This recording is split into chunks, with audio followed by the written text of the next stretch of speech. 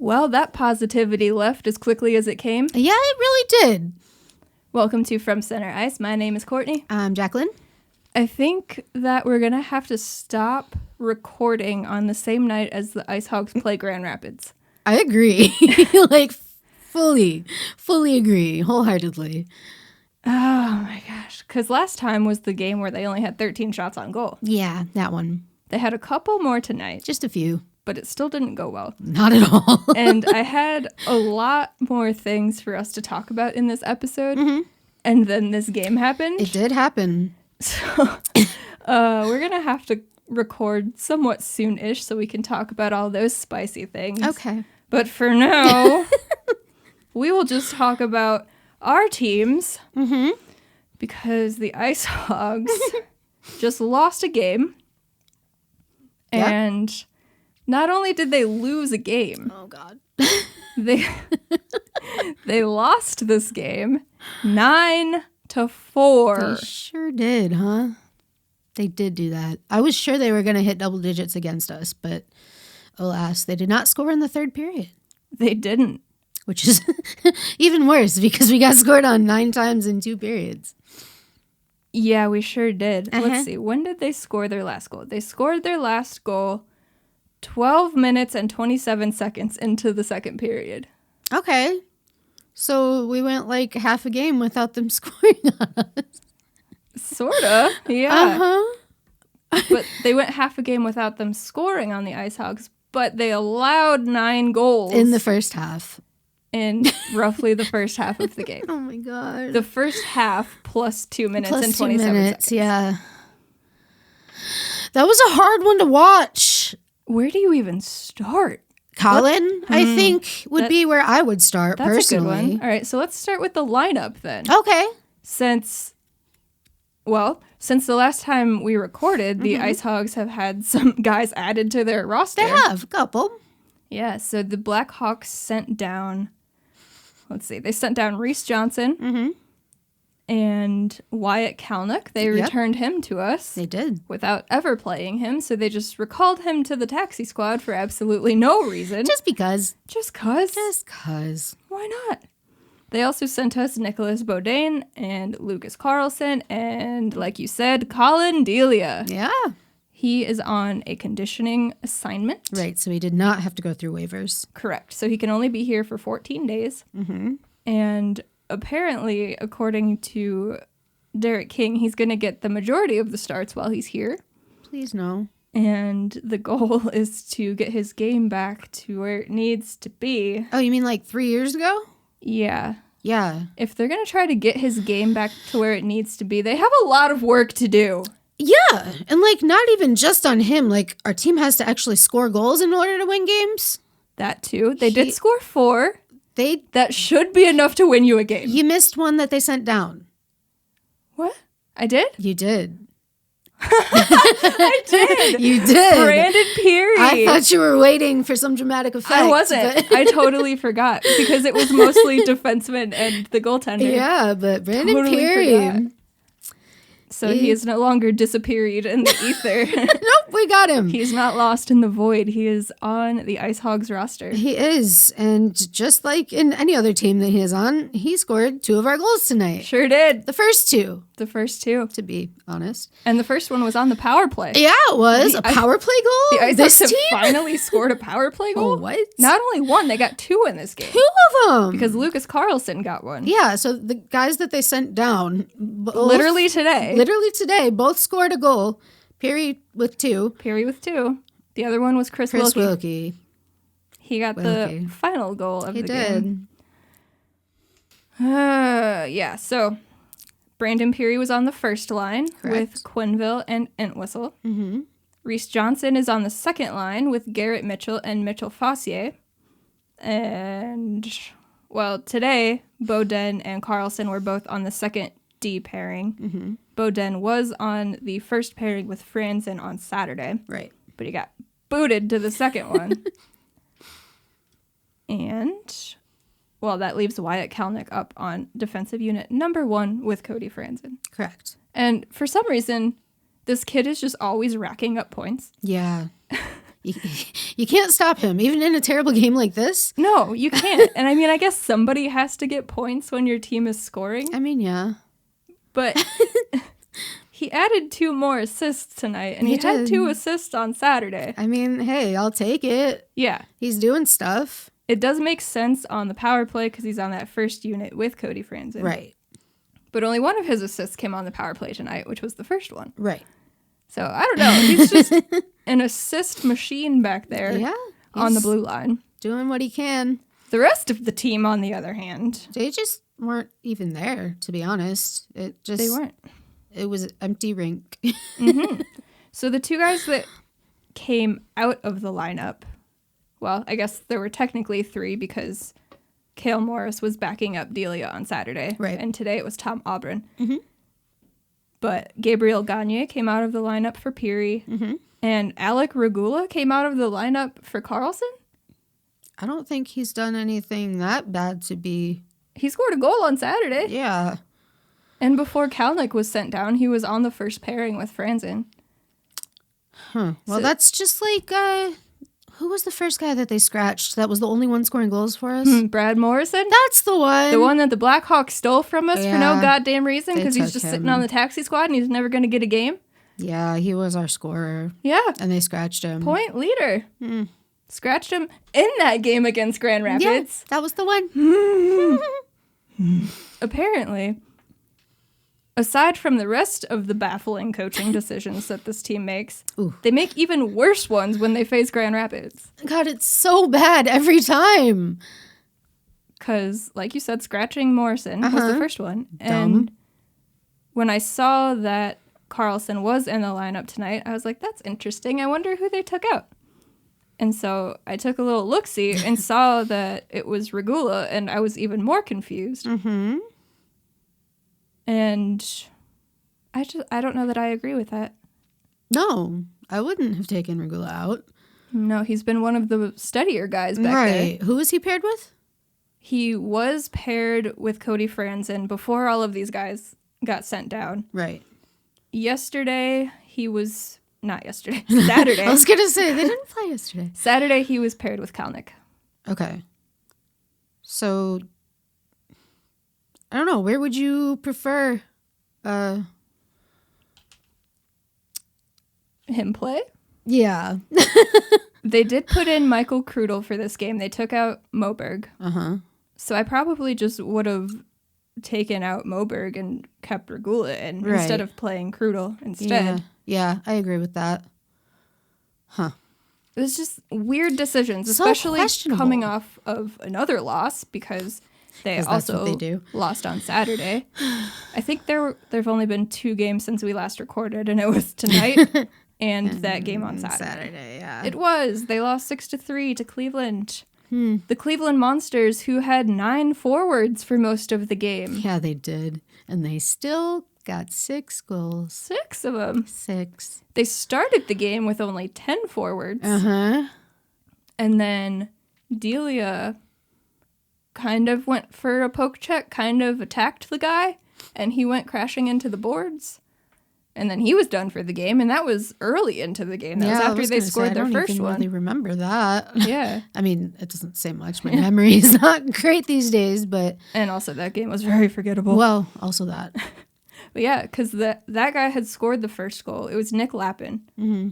And he came in shortly after that on another chance, and that's when Colin attacked him. Was it aggressive? No, like, it looked like he was just going for the poke check. It was just... I don't know. Okay. It looked like more of an attack than a poke check. All right. I don't know. But then he was out. So in the first period, they were down to 9 forwards, which is 3 lines. Yeah. That's all. They're missing a whole 4th line there.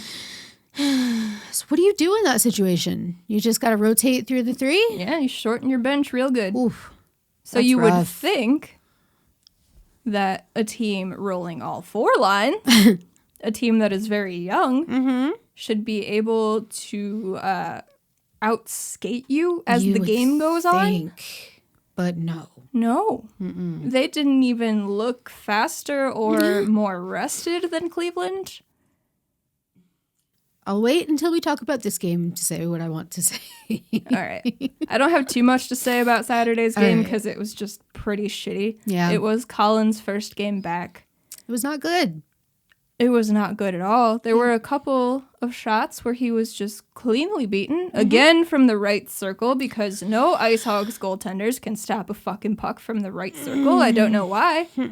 That's like their kryptonite. Yeah, I'm right pretty circle. sure I tweeted in that Saturday game that if I was the goaltending coach, I would just stick them in net in practice and fire shots at them from the right circle. Yeah. Because they can't stop a beach ball from there. No, it just goes right past them. It's blowing my mind. Like, they're not even moving. I don't understand. It's just positioning. And a lot of them are going low blockers. Right. So I don't know if they're off their angle or what. I don't know, but That's something that's Mr. Aubrey needs unacceptable. to fix with these goaltenders. I would say so. It's like every time an attacker gets the puck over there in that general right circle face-off dot vicinity, my heart stops. I'm look, they're going to score. It's going to happen. Just like, if there's a breakaway. Yeah. Both of those happened, right? It happened Saturday and it happened today. Oh, yeah. I know it happened today. Yeah, so we'll just go ahead and leave that Saturday game behind us because it was all sorts of bad. And they came into tonight. There was yet another shot that cleanly beat our goaltender from the right circle. Right. And for the second game in a row as well, the guy coming out of the penalty box received a pass for the breakaway and scored. Just right on over there. Not even a good move on the goalie to get him moving, and nope. Nope. Nothing. Both of them looked pretty stoppable to me. I mean, yeah, I've seen people stop much worse attempts. Absolutely. Or much better attempts, however you want to put it. Yeah. So there was that. Those were two of the goals that were scored on the IceHogs tonight. They were, but the first goal was us. It was the Hogs, and it was Brandon Pirri. On the power play. From the right circle. From the right circle. What is it about the right circle? What is it about Brandon Pirri? That too. Dude, when he was on the Wolves, we just knew he was going to score on us at least twice a night. It was very annoying. He used to be an IceHogs player back in 2014. Yeah. Actually, I saw that tonight with him scoring, it's his 10th consecutive game scoring with the Hogs since 2014. Fantastic. Wonderful. He had a 9-game scoring streak when he left the IceHogs in 2014. And he continued it tonight. 7 years later, made it game number 10. With his 69th career goal. Nice. You knew it was going to happen. Oh, for sure. He finally gets sent down. He's in the lineup. You're like, fucking Brandon Pirri. That's just what he does. He's going to score. He scores. He did it twice. Our first 2 goals tonight, we were like, oh, he's going to get the Hattie. He didn't, but... That would have just added such a weird, what do I want to say? I don't know. A weird side story to this whole game. A weird little cherry on top of the shit pile that was this game. Oh, it was so bad. It hurt. At first, it hurt. And then it just tumbled into this maniacal laughing. Yeah. Like, I was just unable to stop. Like, I completely lost my mind. And then I was just numb to it. Yeah. If they would have gotten 10 goals, had hit double digits, if they had gotten 11, if they had gotten 15, I would have just been like, okay, this is our fate tonight, apparently. Well, I mean, as soon as they hit, like, 7, I was like, oh, well, there's definitely no coming back from this one. Nope. So they lost 6-3 on Saturday. Yeah, they did. They lost 9-4 today. I don't think that Colin Daly is having a very good season. Dude, I don't know what it is about him, but he can't stop a puck. No. A single puck. And he, in those first 2 games of the season in Chicago, for him, Malcolm Subban played the first game of the season, but his first 2 games, he allowed 5 goals each because that was in the 4-game span to start the season where the Hawks were giving up 5 goals apiece. Right. So he's given up 5, 6, 7. Ouch. This man, I don't know if he needs glasses or if his head is somewhere else or he's injured of some sort. I don't know. But dude, it's painful to watch because he used to be so good. Mm-hmm. You trusted him in the net. You saw a puck going towards him and you're like, yeah, Colin's going to have that. No longer. Yeah, and he would come up with those big saves in important moments when you need your goaltender to make the stop. Yes, like on breakaways. Yeah, like that. But do you remember who the breakaway was tonight? I can tell you. Okay. The breakaway was that in the second period? Do you recall? I believe so. No, it wasn't. Ah, damn. I thought it was. It was not. I've been...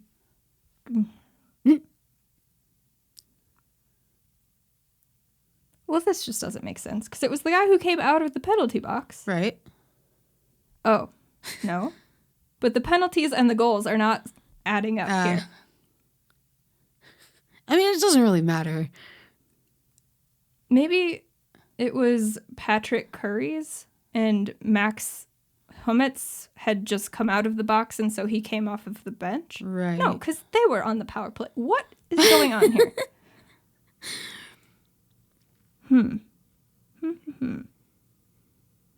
I'm trying to make any of these line up, and they don't appear to be. It's okay. It didn't really matter. I was just trying to name someone that went on the breakaway and came straight for Colin, and you just knew. And then it did. And it hurt. That's going to bother me a lot. I'll tell you, when I rewatch the highlights... Oh, God, I'm so sorry you have to do that. Yeah. But that sucked a lot. And yes. Like, Colin is always a pretty chaotic goaltender. Oh, for sure. That's how he comes up with those, how he came up with those big saves. No longer comes up with those saves. He would be, I want to say, back when he was good. Mm-hmm. Oh, that hurts to say. It does. Oh, God. I love Colin. That's why this sucks so bad. Yep. But the way that he had those big saves that looked big, yes, he was out of position, and then he would dive into position and make that save. And it was cool because, you know, big moves. It's fun to watch. It's look, he got it. When a goalie makes desperation saves, even though that definitely means that they were out of position. Yeah. Most of the time. Sometimes it doesn't. Right. Oftentimes with him, it didn't. Yeah, he wasn't always in front of the net. He tends to go on adventures to the sides. Or behind. Also that. Or behind. That is his big downfall this year. I really don't like when he does that.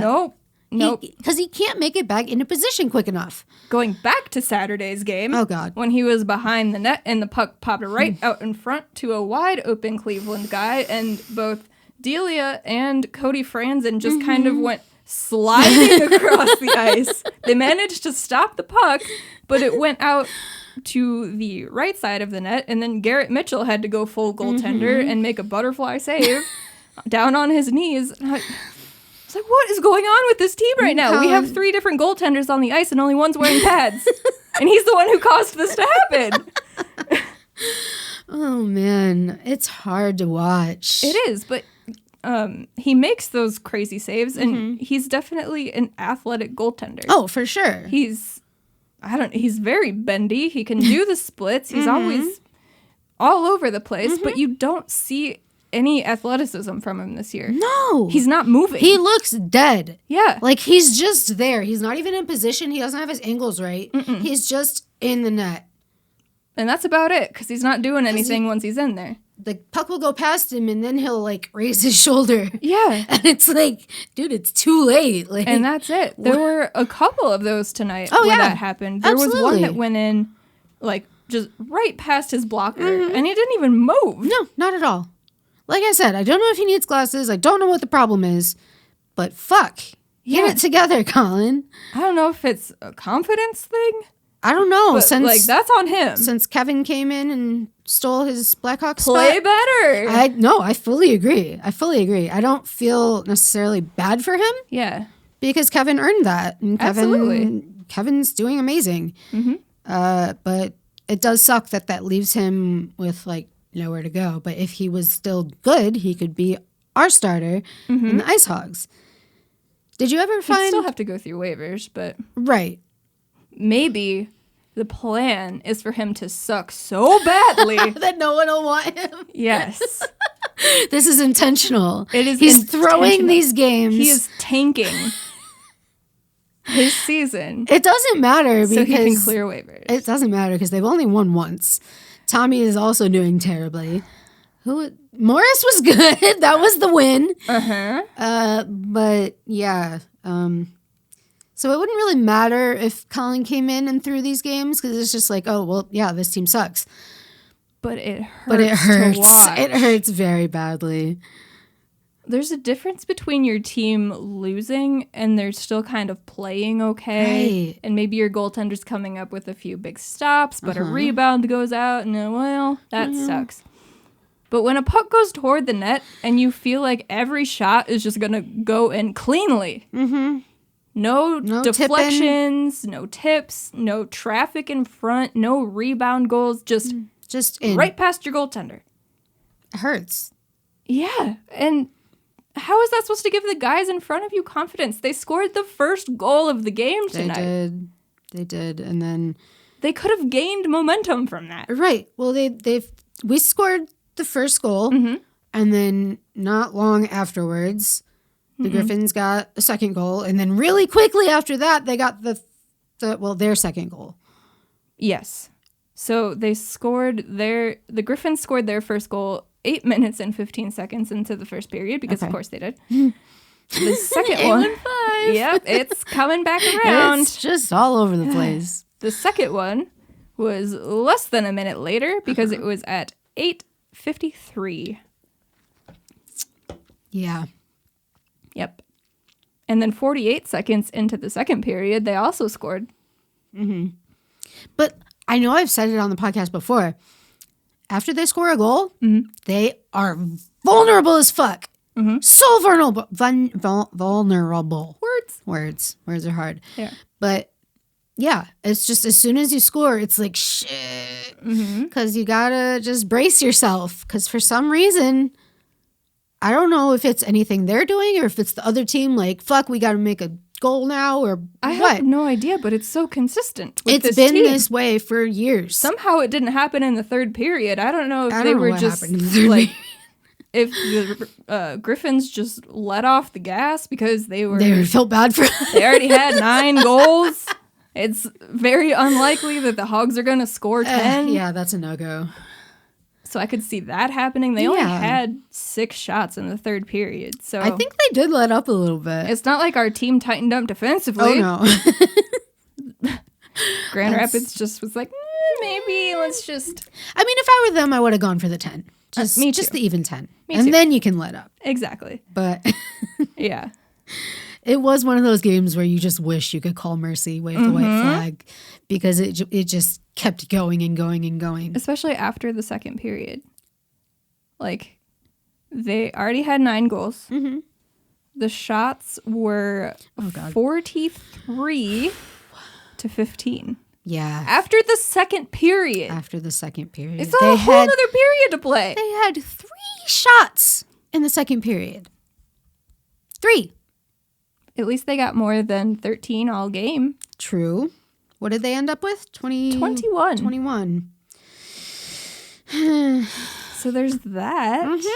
And they scored on the power play for the first time since the third game of the season? Possibly.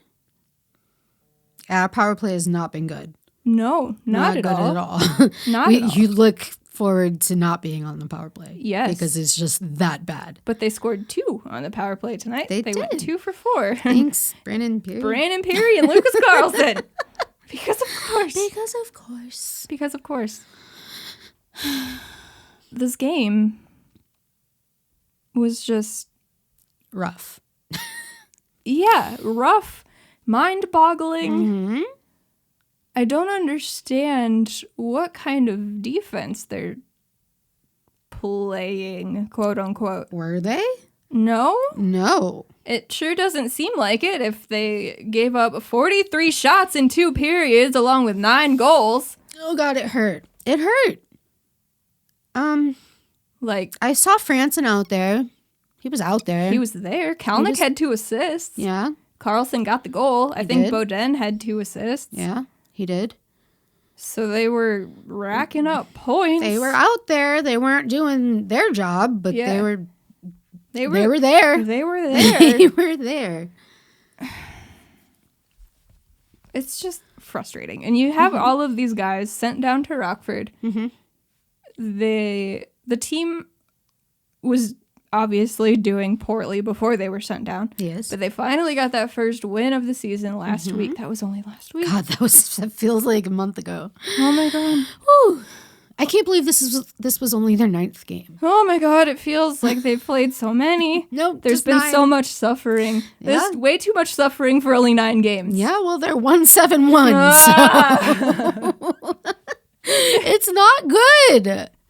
It's just bad. I feel Very, like I very go bad. into crisis mode every time I think about what this season has looked like as a whole. Uh-huh. It's like sort of easier to swallow if you take it game by game. Yeah. But then you look at the season As a whole, and it's just like, damn, wow. Ooh. Bad. But yeah, they weren't looking great. They finally got that first win, and they looked good doing it. They did. Where did that team go? I don't know. They looked good. They were moving their feet. They were passing the puck. They were getting pucks to the net. And then they got, I bet they got yelled at by King after that. You took too many shots. You completed too many passes. You were skating too fast. Too fast. Slow your roll there, buddy. Slow down. I cannot keep up with you on the ice if you are skating too fast. I need to be able to see what you are doing because this is a development season, not a season for wins. Oh my God. Season for Okay, that's development. part of my notes too, is Derek King is all about the development of the Yes. team and the players. He doesn't care about wins, clearly, but 1-7-1. he wants the kids to be developed. Correct. But without, So do I. Me also as well, yes, all of that too. Mm-hmm. But where's the development? Like, what are they doing that's going to help them? They're playing terrible hockey. Yeah. They don't look good. don't look good at all. Never mind losing. No, they look bad. They look straight bad. up bad. I don't know if they've had one game where they've looked good aside from the win. Aside from the win, So yeah. I don't know if they've looked good in any of their losses. You Right. could, I guess, argue the Iowa game since they took it to overtime. I mean, yeah, we did make it to overtime. We did do that. There was that. We did. It gave us our God, that first was point of the season. so long ago. It feels like about 3 years. Wow. With this team. Wow. Yeah, but my question is, so you're focused on developing the players, which is great. Wonderful. We need the kids to develop. It's a That's very the whole young point team. of the AHL. Yeah, I'm sure the Hawks want their prospects to develop. But like you said, what is the if you're not teaching them how to win games, what are you exactly developing? Exactly. What are you developing? I don't understand. They're not good at passes. No. They can't score goals. No. They can't skate quickly. No. Can't play defense. No. Like I said, we're not a defensive team and we're not an offensive team. We're just kind of there. They're boys wearing shorts on Boys, ice. that's one of my notes. Can I just read Yes. all the way through? Okay. Yes. So I took notes on this game, Give right? it to me. All right. Hogs versus Griffs. All right. Setting it up. Bullet point number 1. All right. Standing around hoping they don't score. Because, when they're out there and the other team has the puck and they're in your zone, you can't go after that person that has the puck. That's too mean. Too mean. We need to be nice to them. So we just stand very still. Midwestern hospitality. Stand very still. And just hope that that either your goalie has it or But he doesn't. He doesn't, though. He He doesn't. So you standing there, just kind of watching the puck, that gets you scored on. You kind of have to try to block shots. Yeah. Or pressure the guy with the puck so he's forced to make a pass. There's zero pressure coming from this team. Zero. In either end of the ice. Absolute zero. Yep. They're nothing to be scared of. No. Nope. Like, no way. Okay, I'm sorry. I got off on a rant after my first bullet point. Oh, it's okay. I like it. Number 2. Number 2. Pirri scores 69th career goal. Nice. 10 consecutive games scoring with the Hogs since 2014. I like that. That's a good such a weird little tidbit. streak. Yeah. Next bullet point. Colin is just not good. All right. Next one. Can't land a pass. No. Next one. Won't shoot. Next No. one. Not setting up plays. No. That requires you to have the puck. It does. That's one of the stats that I really wish we could have is like time with possession. Yes. Because I feel like that would be really beneficial to know. Just It would. it might hurt, but it would be good to know. I feel like we could have whole podcast episodes just based off of that stat alone. Absolutely. Oh, for sure. Okay. And then I went into my next section. When did this one start? It had to have been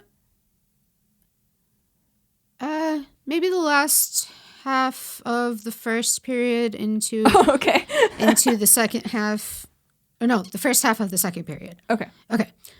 It goes to all caps. My thoughts did as well. Oh, yeah. Okay. Well, we already went over this one. What development? No wins, no development. So predictable. Every single play. Why are they so far apart? Because at one point in this game, they were just at all corners of the rink. What are you doing? I need to know. They have 2 modes, right?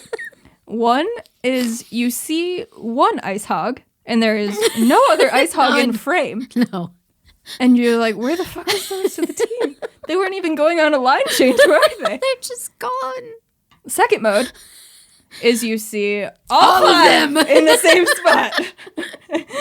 All of them just like this. It's just one big clump.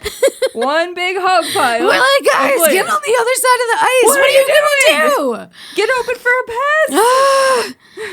Okay, continuing. Okay. Colin can't stop anything. No. And then we have right circle. And then we have fucking Pirri again. So that was 3 minutes and 39 seconds into the second period. Yep.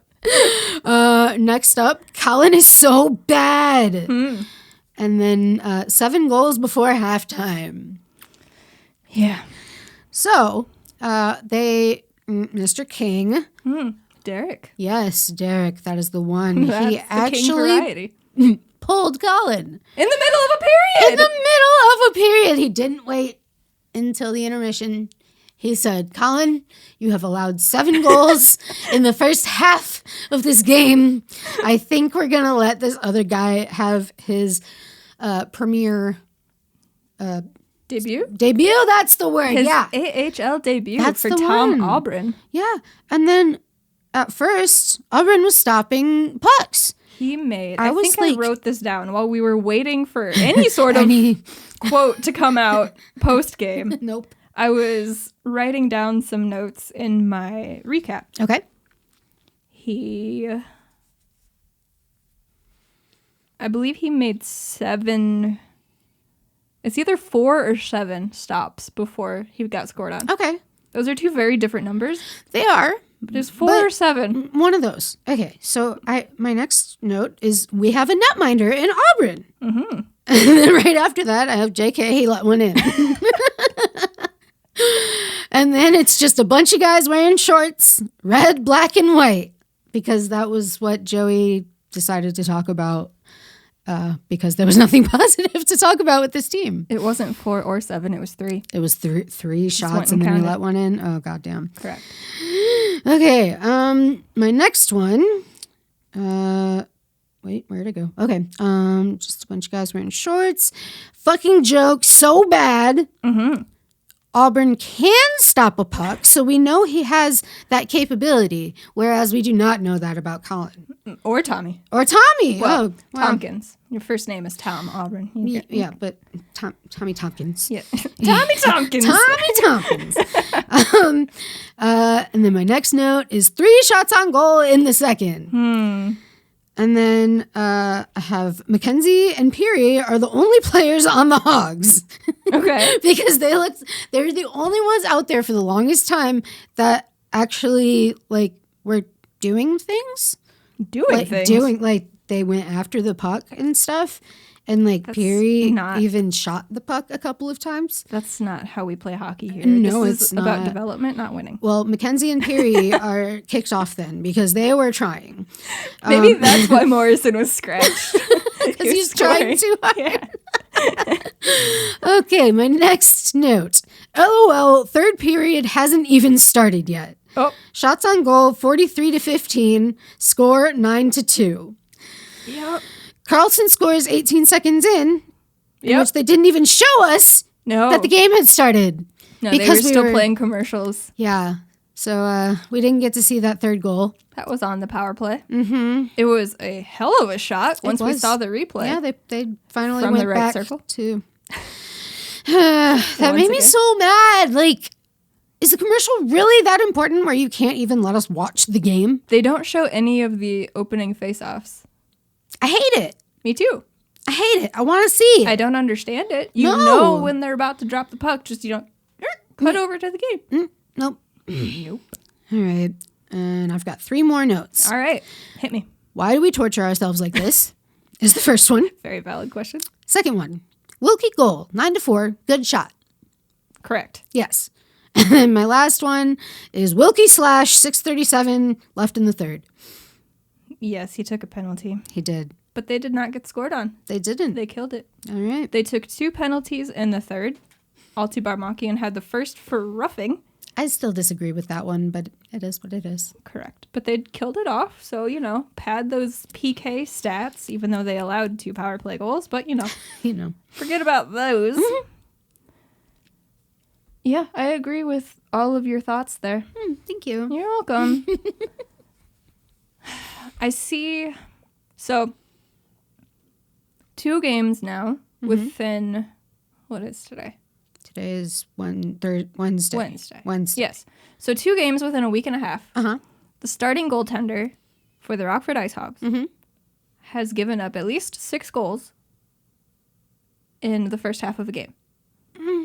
And a rookie goaltender has come in to replace said starting goaltender. Yeah. And has looked light years better than the guy who started the game. Kale?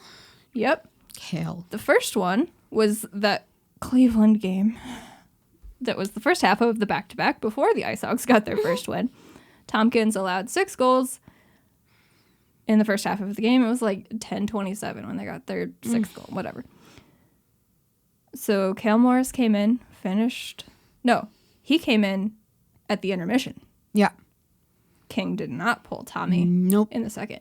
So then Cale came in for the third, made his AHL debut, allowed 1 goal on 14 shots. Right. Faced a full 2-minute 5-on-3. And then got the start the next night and got the win. Got the win. The single and only win. That was their 7th game of the season. The first 6, 5 of them were played by Matt Tompkins, 1 by Scott Darling before he was let go of his professional tryout. So the rookie gets the first win. Delia gets sent down for conditioning. He plays Saturday, plays the whole game, gives up 6 goals. And that's just frustrating. Giving up that many goals. Clearly not all on your goaltender. The guys in front of him have to suck. Sure. To give up that many. Well, I guess they don't have to. Your goalie can just have a terrible game. So he finishes that one, plays the whole thing, gives up 6 goals. Comes into Wednesday. They were supposed to have a back-to-back on Saturday and Sunday. Right. But Cleveland had to postpone because of COVID again. Stuff. Which really like the first two games of the season. Yeah, that made me feel really uneasy because we had just played them on Saturday. Mm-hmm. And Monday and Tuesday. Well, yes. But we played them on Saturday, and then later that night, it was like, oh, well, tomorrow's game is canceled because the Monsters have COVID again. So seeing as how they had just played them, I was like, well, fuck, what if they gave it to us? But that's not the case. No. I'm guessing the guys that were already out since they started with 6 forwards were the people of concern or whatever. And then they just have nobody left to play, so they'd have to go into that game playing 9 forwards and 6 defensemen. So maybe they were just like, can we postpone this so we have some more players? Yeah. Especially being back-to-back. Right. But I am very glad that the Hogs apparently don't have any issues. Apparently not. Very glad to hear that. Also, when I was watching the highlights from that Cleveland game, I didn't notice it watching it live, but they are one of the teams that has fans in the stands.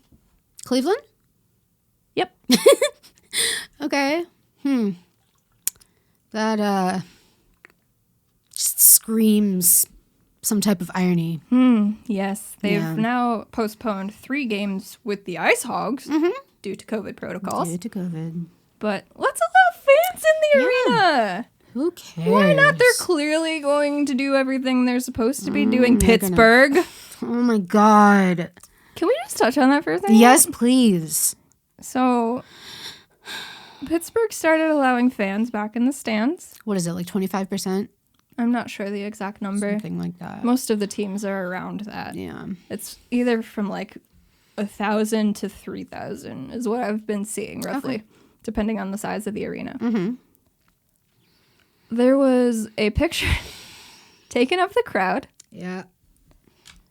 And there were some people wearing their masks properly. Correctly, yes. Give them credit. There were a lot of them that weren't. A few weren't wearing masks at all. Some of them had them below their nose. And I think there was even one that just had it hooked around their ears and under their chin. Good. Yeah, that one's effective. Too. COVID comes out of the bottom of your chin, not through the nose or mouth. Straight from the throat. Yes. It creates a little hole and it just shoots out. Ew. So you can see when somebody has COVID, you see, because they have that hole in where it shoots out of it. That's why you have to wear your mask below your chin to cover up the COVID hole. Ew.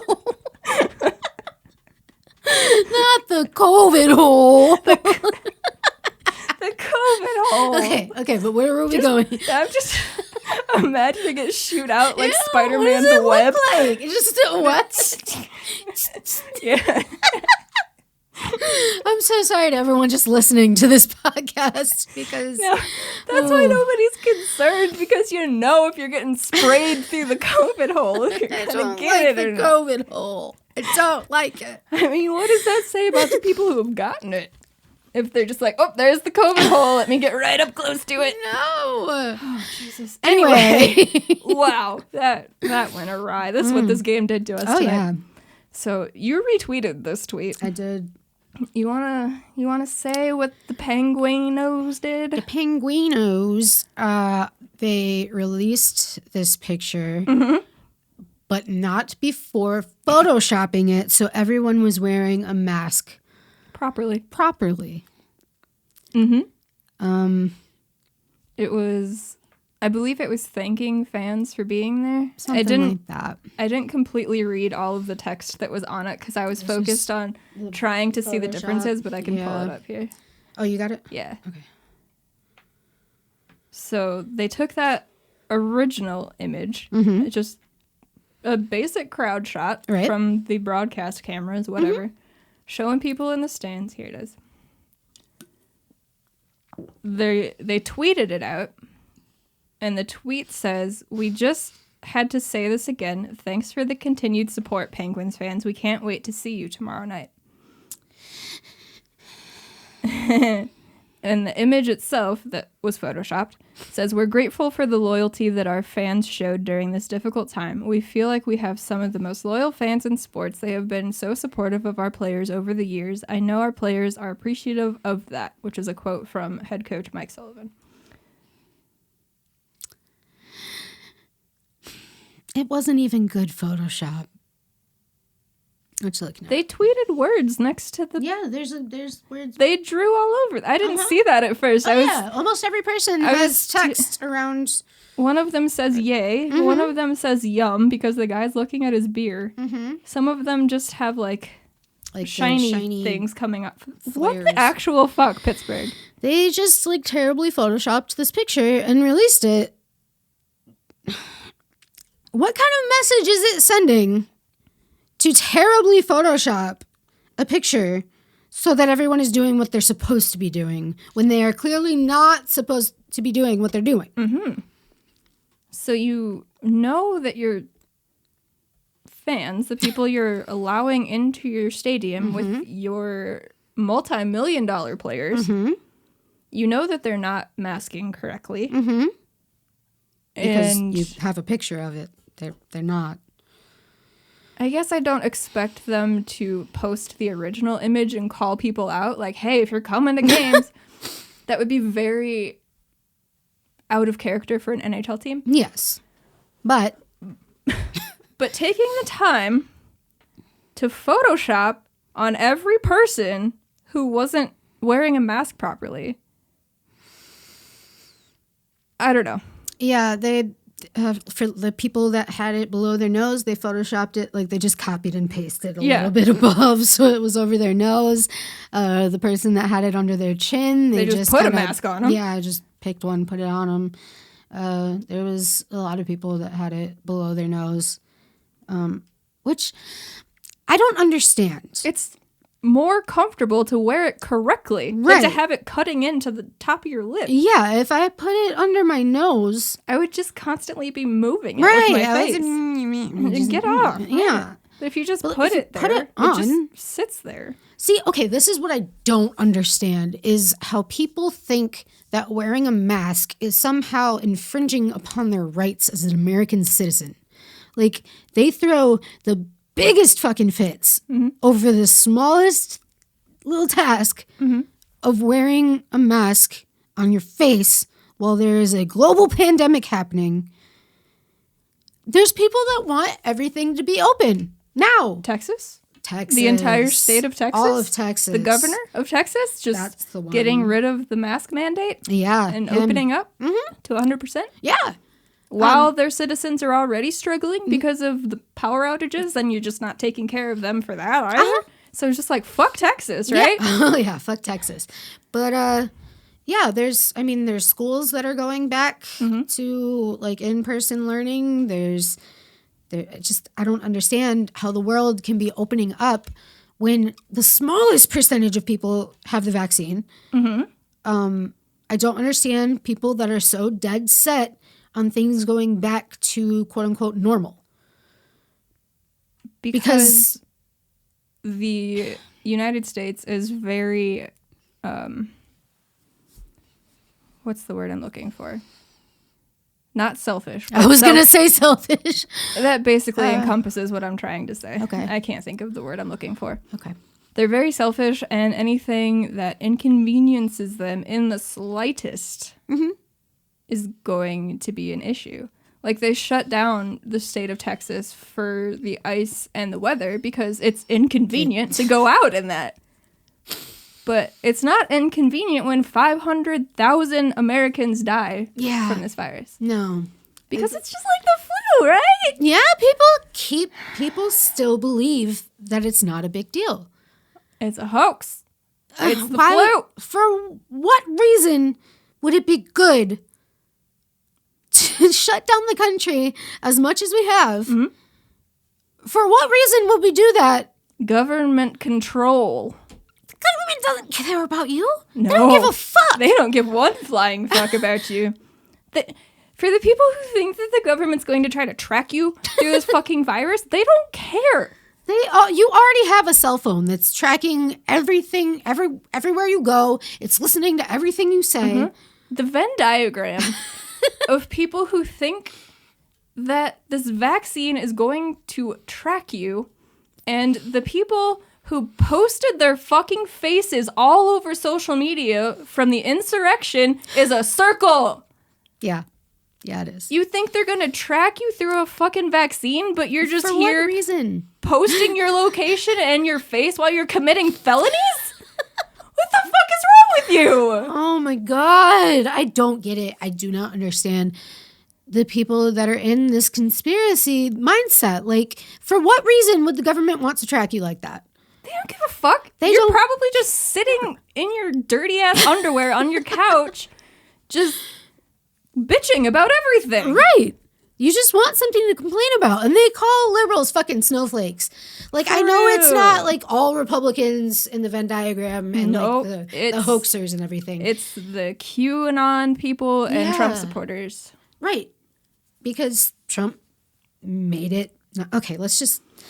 I don't want to talk about him. Thanks, Pittsburgh. That started there, huh? Sure did. Thanks, Pittsburgh. Guess who's on the COVID list? Who? Sidney Crosby. So there's that fun little tidbit. Oof. If you weren't angry enough, we must remember that the IceHogs lost 9-4. God damn it. I hate everything.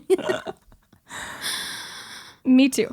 And one of the things that is annoying me, not the most, but a lot, is the argument that we need to give Colin some credit because he hasn't played in a while. Has he not been training? Has he not been practicing? Right. Has he not? They came into the season, the NHL season. The NHL season. Those first 4 games were very bad. Mm-hmm. Very bad. Real Very bad. bad. Very bad. But Malcolm Subban gave up 5 goals in game number 1. Yes. Colin gave up 5 goals in game number 2 and 3. Yes. Kevin came in, also gave up 5 goals, but looked a lot better doing it and took it to overtime. I believe he got the very next start, and that's when he just went, I'm going to be the starter. Let me run away with this job. Exactly. And then when Malcolm Subban got another chance, he looked very good. Yeah. So you have to show that you deserve ice time by earning it. By earning it, 100%. You don't deserve it just for being a beloved player on the team. Right, and somebody who's been a part of the organization, a fan favorite. Of course. He's a great guy. Colin is wonderful. It's just like going back to the Scott Darling argument. He's not playing well. No. And if he would have come into the season with the Blackhawks, they were basically giving him and Subban every chance to run away with this. Yes. And here just comes Kevin out of left field, like, I'm the Finnish warrior, I'm going to take this. And so that's the first thing. Okay. So then he's the 3rd string goalie, which just sucks in any sort of goalie rotation, being the 3rd guy. I hate especially when in the teams NHL. Yeah. Because they're not as used to rotating 3 players as the American League is. Mm-hmm. But he's practicing with one of the best goalie coaches in the league. Yeah. And it's not like he's practicing with nobodies. Mm-hmm.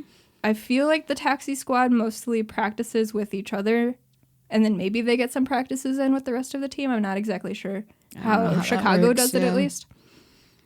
But then you get the chance, come down to Rockford on the conditioning stint. You've been practicing, all that. And yeah, there's going to be some rust with game timing and whatnot. Of course. But you allow 6 goals in your first game. 7 goals in your second game. Yeah. And yes, you haven't been playing games, but like I said, 2 games within the past week and a half, our starting goaltender has been pulled. A rookie goaltender has made their season debut, their AHL debut. Mm-hmm. They clearly haven't been playing. Right.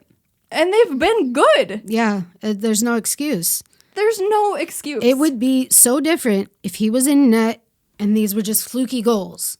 Right. But they're not. They're clean shots. Mm-hmm. and he's not stopping them. He's not doing anything to stop them. Right.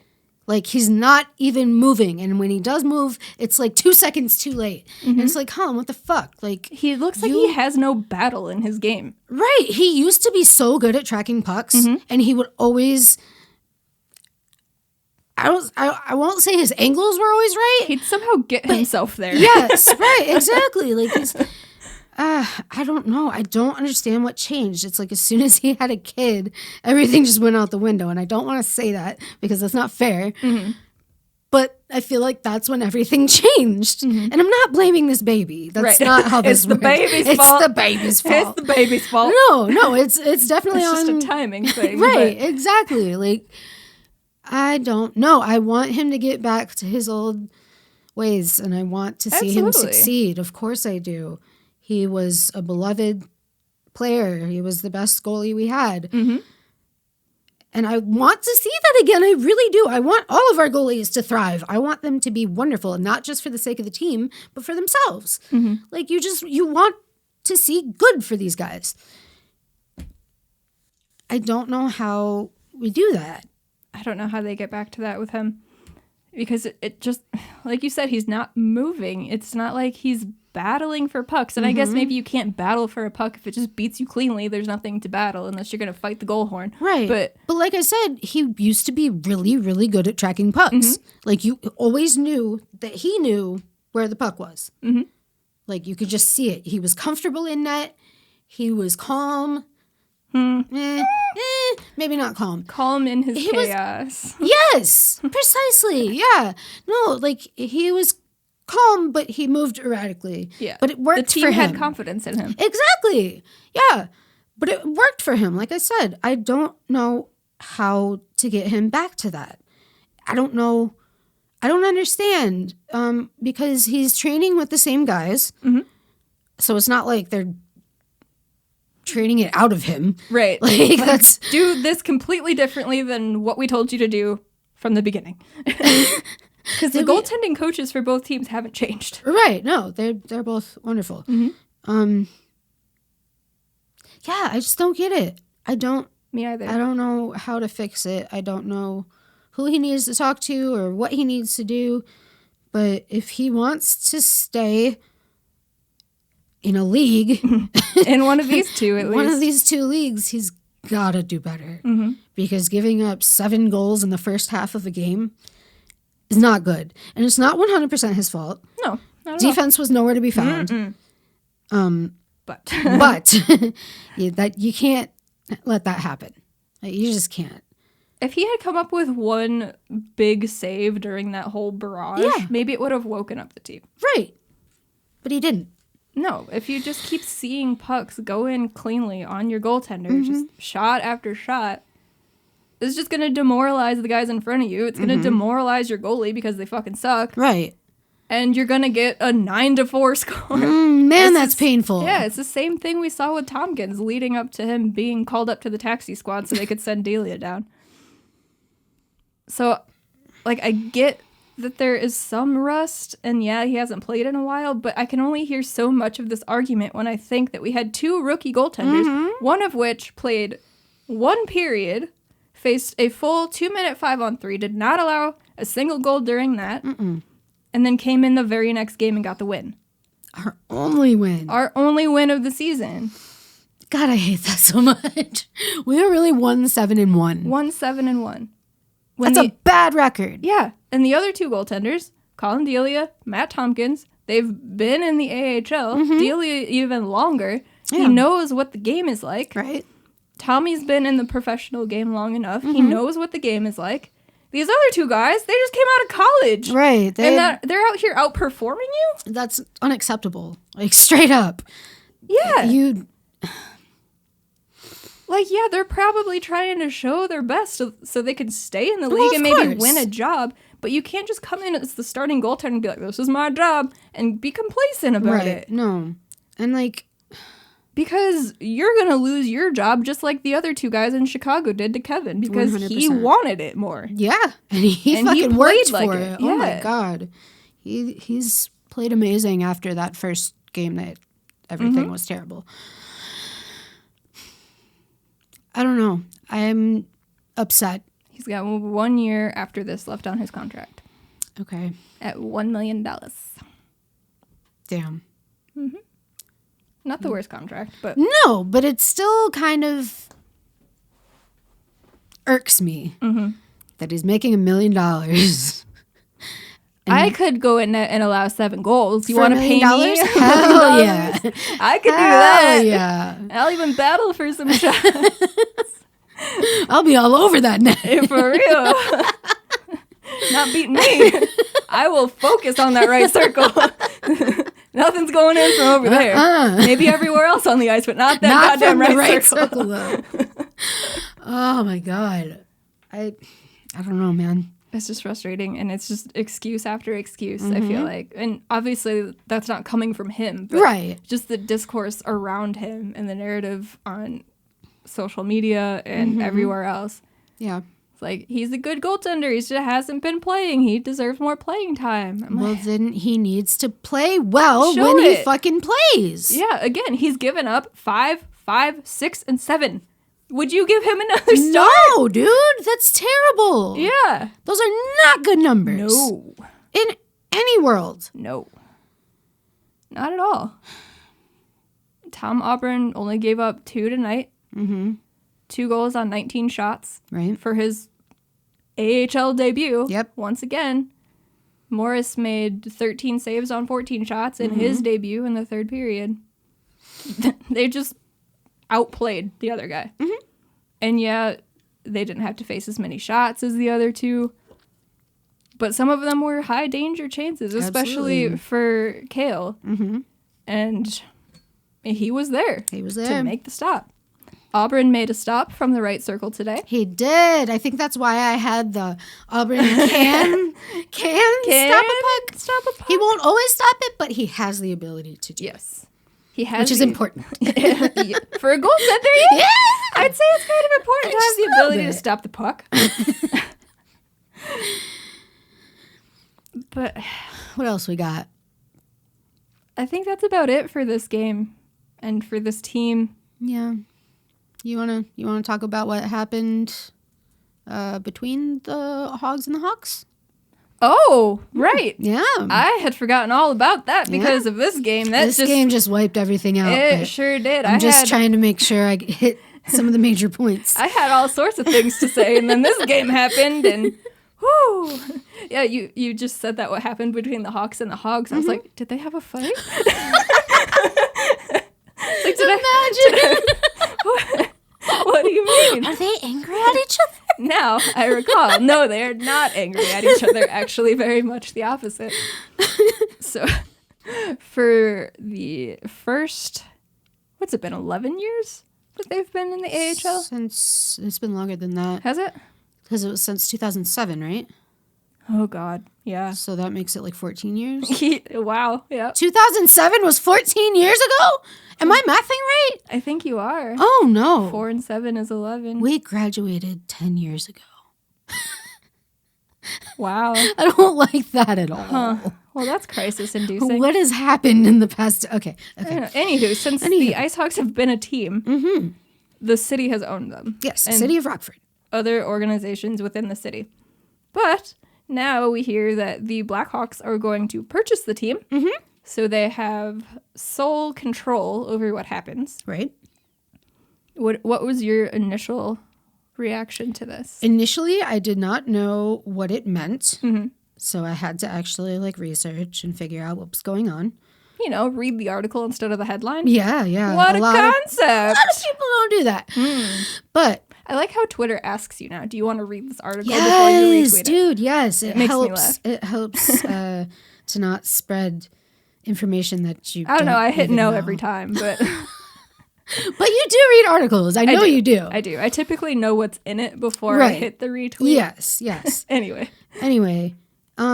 After researching, I am actually quite happy about this because I realized that the Hawks were in the minority among teams who do own their AHL teams. Apparently, most of them do. Yeah, most of them do. So I also saw that once they own them, they plan on doing some upgrades They to sure the BMO, which is great because they could use some upgrades. Yeah, dude. If is it supposed to happen? Did you see when it's supposed to happen? I When it didn't. should I take think effect? they were supposed to have a meeting tonight. I don't remember who, but parties involved were having some sort of meeting tonight, and there was supposed to be some more information after that. Okay. But I haven't seen anything come across the Twitter machine, so I'll have to look for more news on that. But Okay. What do you think about all this? my first reaction, I also didn't really know what it meant. I knew that they didn't own the team. At first, I was just like, shit. Oh, no, not my hogs. Where are they going? Where are they going? And then you realize that unless they're completely stupid, like Carolina, they're not going to move the team from being right next to them. I will never understand that Carolina move. Very much further away. So I like it. I think that maybe since they'll actually be invested in the team monetarily, I know they were helping them out before and all that, but if they actually own the fucking team, then they'd be investing in the city as well, then they'll probably care a bit more. Yes. And talk about the IceHogs more, maybe. Maybe some marketing? Some marketing. Would there be some marketing involved? Maybe. Wow. The IceHogs will actually be able to pay some marketing people well. Man. So that they can be a bigger deal within Rockford. Yeah. A lot of people who live in Rockford legitimately do not know that we have a hockey team. Or that they're affiliated with the Blackhawks. Blackhawks, yeah. They've done a better job of it lately. Right. I mean, I've seen... Like, they have those banners downtown. I don't know if they're still there. I haven't been downtown like a fucking year. I don't know. But they started getting a little bit better. But the team just didn't really have a lot of cash flow coming into it. That's one of the biggest restrictions that they've had. So now they have the Wirtz family who's going to own it. And they got a little bit more cash than the city of Rockford. Bitty. My second thought, after all of that, was... I was extremely ecstatic because they said that the goal was to keep them here long term, all that. And I have just had, ever since becoming very invested in this team, this deep sense of dread that the city of Rockford would find a way to fuck it up and say, we just can't afford to have an AHL team anymore. Dude, I am right there with you. I have been so scared. They had that affiliation... We got pictures at the 10-year thing, right? Yeah, when they raised the banner. Right, and so that means that our affiliation would be up next year, right? It was a 5-year extension? So. Yep. So I've just been like you said, that deep-seated dread, just thinking that we wouldn't have the IceHogs anymore. Like, they were just going to dissolve it, and they were just going to fucking do something with the Wolves or something. I don't know. The Wolves can't keep an affiliation, so you never know. There's bad blood between the Hawks and them, but even if they did keep the IceHogs, maybe they wouldn't be an AHL team or something. Maybe they would go to a different league. I don't know. That would make me real sad too. I would be happy that there's still hockey. Oh, absolutely. But I've probably played through every scenario in my head of where the city would find a way to fuck this up. Because while Rockford does a lot of good things, and there's a lot of people doing a lot of good things... Oh, for sure. They also do some very questionable things. And owning a professional hockey team isn't cheap. Maintaining the BMO definitely isn't cheap. Not. So I've just been very scared since becoming a season ticket holder. Is it Bernard that owns the team? No, he's just the GM. Oh, okay. Do you know who owns it? It's the city of Rockford. City and Rave, I believe. Oh, yeah. You're right. Yeah. So that made me very happy. Yes. That they said the plan is to keep them here, and now it is not up to the city to fuck it up. And that the Blackhawks can put money into the BMO to do some upgrades. Because it's not the worst arena in the league. No, definitely not. It's home. Like, I don't hate it at all. I love the BMO. It is my home. It can definitely use a facelift. But I'm curious to see what they want to do with it. Me too. I don't know if they'll bring in, like, different food places. Right. Maybe they'll bring in a popcorn machine that doesn't burn it every game. Every single game That it would just be smells like nice. burnt popcorn. Maybe we can get a new Jumbotron. Do you think... That was up there between my first thoughts after I read this. So it's... Jumbotron. where it is where it is because of... It's the center of the building. Right. So, like, It's where the sport when we is. had the Lightning, the Rockford Basketball? Lightning basketball team, it was center court, right? Well, I mean, even back when we graduated, they didn't have, like, where the pig Hog slop, all that. Back or barnyard. Right, yeah. It was full seating around the whole arena. I think so. Yeah. They didn't have, like, that cutoff Yeah. at the end Yeah, where yeah. there's other things happening. But now the IceHogs are the only team that plays there. They take up most of the BMO's time. They do still have a lot of concerts. Well, not now in a COVID world, but in a non-COVID world, they do have some Decent pretty concerts. big yeah, concerts yeah, there. for sure. So you think maybe... I understand the Jumbotron is where it is because of the building's beams and supports and whatnot. You think that could be changed? I sure fucking hope so. Because I'm sick of sitting on the center line and having We're at center ice. to look to my left to see the Jumbotron that breaks its pixels every other game. Oh my god! They just did like a upgrade, right? Like just a little bit on the Jumbotron. Like it got Well, they updated their cameras. Yeah, They got yeah. HD cameras. The Jumbo, on the other hand. well, but like yeah, the pixels being broken So often. so often. Like you can't go a game without there being broken pixels, and that is hella frustrating.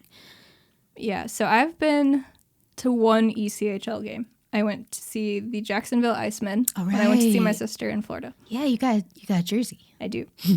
They have a better Jumbotron than the IceHogs do. See, that's upsetting. I'm pretty sure most arenas that have sports in them have a better Jumbotron than the IceHogs do. Yeah, Because not only is it off-centered, but it's small, it's small. and the pixels, going back to that Pixels. nonsense. We need a new one. Yes. And we need to put it at center ice. Put it at center ice. The face-off time! You would think if they take the whole damn thing down, they'd be able to do something to structurally support a new one. You would think. Yes. I don't know how building buildings I goes. am not an architect, Me either. but there has to But- be some way that they can do this, right? Something. Something, anything, just try. Please. Please try. Or at least if you can't, for whatever reason, center the damn thing over the ice, just give us an upgrade. What else would you like to see changed? Ooh, Wi-Fi. Wi-Fi would be good. Because this big-ass cement building, you don't get very good phone reception in there. There's that. I would like to see the concessions upgraded. Yes.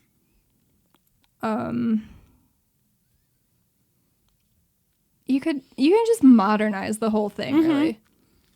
Like we said, it's not too bad, but it's just a bunch of concrete walls. It's kind of, it reminds me of the United Center before they did all of their fancy upgrades. Right. But just an AHL version of that. Right. So scale that down a bit. Yeah, it's not like they're going to put the big atrium out there for us. No, That would be no. ridiculous. It would be very cool, but it would be ridiculous, and they're not going to do that. Right. But they could just modernize the whole thing. Absolutely. There's plenty of empty space on the concourse Yes. where you could put something new. Something. Whether that's like a different bar area, seating area. I would like to see, what's the store? Oink Outfitters. Thank you. I would like to see that expanded. Maybe there's another area for it that's not just kiosks that they have. Yeah, because it's really cramped in there. It gets real tight. And there's so many people that are always in there, and it's hard to move around them, and it's hard to see everything because you can't get to it all. it's just really frustrating going in there. I would like a sound system upgrade. Mm-hmm. That would be nice. Yeah. They could brighten up the concourse. It's pretty dark and drab in there. It is.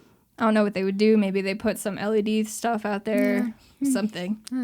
It would be cool to have like one of those light up signs. You know, you see them in bars where it's just like the... Yeah. You know what I mean. Mm-hmm. Have one that's like the IceHogs and one that's a Blackhawks yeah, thing. Yeah. Just have more Blackhawks things incorporated. So right? if somebody goes to the BMO... They know. They know. They know. Even if they're not there for an IceHogs game, once it can be used for other things again. Cup holders. Cup holders. On your seat, not in front of you. Because I'm sick of people's hoods covering my straw. It's gross. People that put their arms back like this and their elbows touch my tight. straw. Don't touch my straw with your elbow. No, don't touch my drink. Don't do it. It's so gross. It is. And I freak out about it every time it happens. Mm-hmm. I just need my drink to be with me. Yes, absolutely. Maybe they can paint the wall behind us. Oh, you mean the one that guy ruined a couple of years ago, banging his fucking bell on it? That's the one. Yeah, I remember that. That they just didn't fix I after just left it happened. It's fine. Totally fine. I'm sure the suites could use an upgrade. Yeah. I've only been in them a couple times. Yeah. I'm sure the press box could use an upgrade. For sure. Have some more space. Maybe they could use the upstairs area, hog heaven, whatever, for something more than just being empty when there's not an event up there. Oh, you mean like where we see the players and stuff? Yeah. Okay. I don't know. They have a bunch of options. It's a big building. Definitely. They could do a lot with it. They just got to keep the outside looking the same. Right. Maybe update the paint job a little bit. Maybe. But you got to keep it like the big orange box. Oh. Go ahead. I was just going to say they need to replace the sticker that's on the tunnel that connects the parking garage to the actual arena, because I'm pretty sure the players on there haven't been with the IceHogs in like 10 years. Yeah, it's a little outdated. A little bit. I was going to say they need to put some type of airflow maybe in the staircase where the season ticket holders have to stay before the game, because it gets real warm. We can get in, what is it, half an hour earlier than everybody else? It's Before been the so game? long. Yeah. 15 minutes. 15 minutes, really? Yeah. Huh. Okay. Well, either way, it's a staircase that has four? Yes. 4 or 5. I thought it was 3 or 4. No. There's definitely more than 3. Okay, 4. Let's go with 4. Let's go with 4. It has 4 like rows of stairs. Like there's just the handlebars between the rows. And there's a lot of season ticket holders. Like there are a lot of us. And cramming all of us into that space is severely uncomfortable, for one. For another, I don't know how that would work with COVID going back to normal. Oh my God, no. Everything. I didn't even think about that. That just came to my mind as I was saying it. That's horrifying. Yeah, there would be like 15 people in there if we did the whole 6 feet apart thing. I don't like that. I don't know. There's just so many options. There are. I feel like the seats are okay, but they could probably upgrade those. They could. I don't mind our seats. They're not super uncomfortable. No, not at all. What else could they do? I don't know. I'm trying to think of what the United Center looks like now.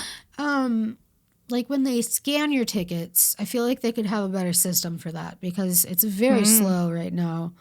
They could put some actual like metal detectors in there so you don't have to get wanded every time. Every single time. That would be fun. I'm sure the people working the games would appreciate that. Right. That would make things go a lot quicker. Yes.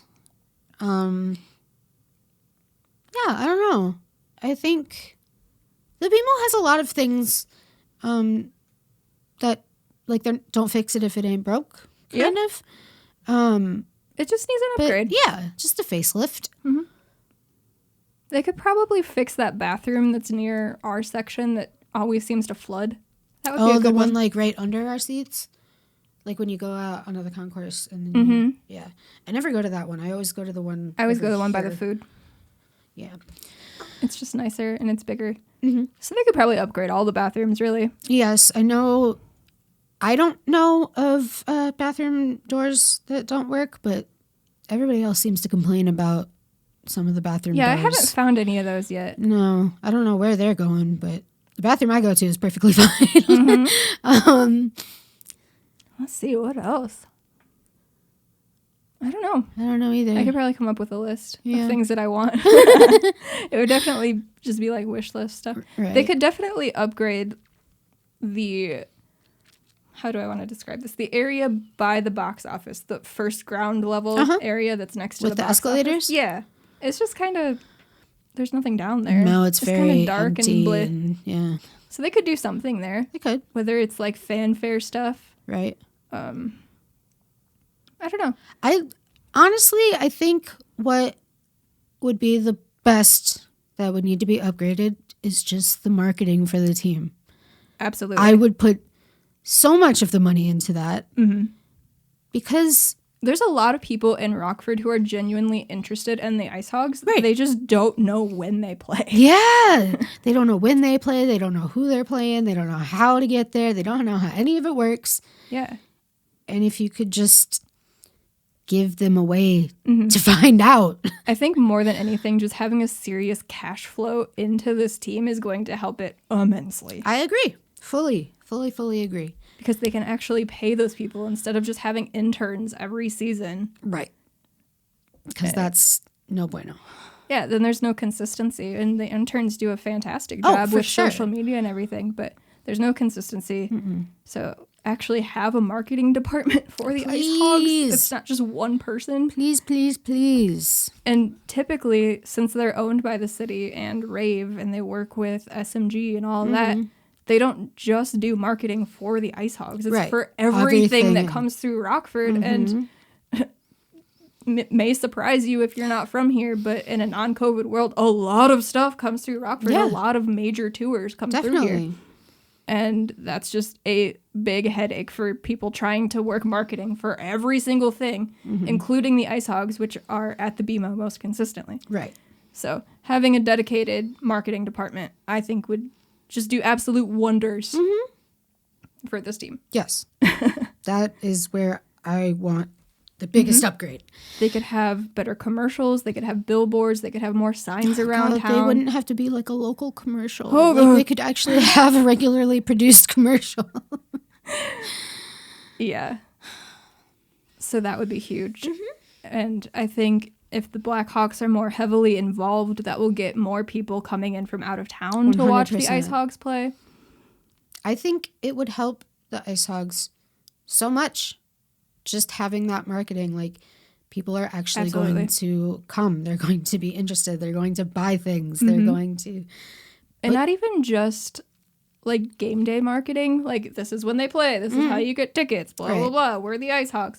But giving people from out of town an idea of what they can do in Rockford on game day. Right. Because it's not like, well, I guess some, but AHL teams typically play on weekends, so you're not just going to be rushing from work, getting there for puck drop. Oh, yeah. So if you come in for... That was me. Yes. And it's us when we go to Blackhawks games. Right, yeah. But if people are coming in on the weekend, they have the whole day off, let's say, then you could actually spend time in the city. Right. And I don't know if y'all know this, but Rockford doesn't have the best reputation outside of the people who live here, and even with the people who live here. Yeah, a lot of people are really negative about Rockford, and I don't think it's as bad as everyone says. It's definitely not as bad as everyone says. I can guarantee that. So much good in this city, and so many people trying to make it better. And go ahead. Go ahead. No. Okay. I saw somebody on Twitter last night after all of this was announced, saying that it was a weird time for the Blackhawks to invest in the city because there's nothing downtown and which nothing is around such a the BMO. And that scratched my brain. I was like, hold on a second. First of all, that's entirely untrue. 100% false. To give this person credit, they're not from Rockford.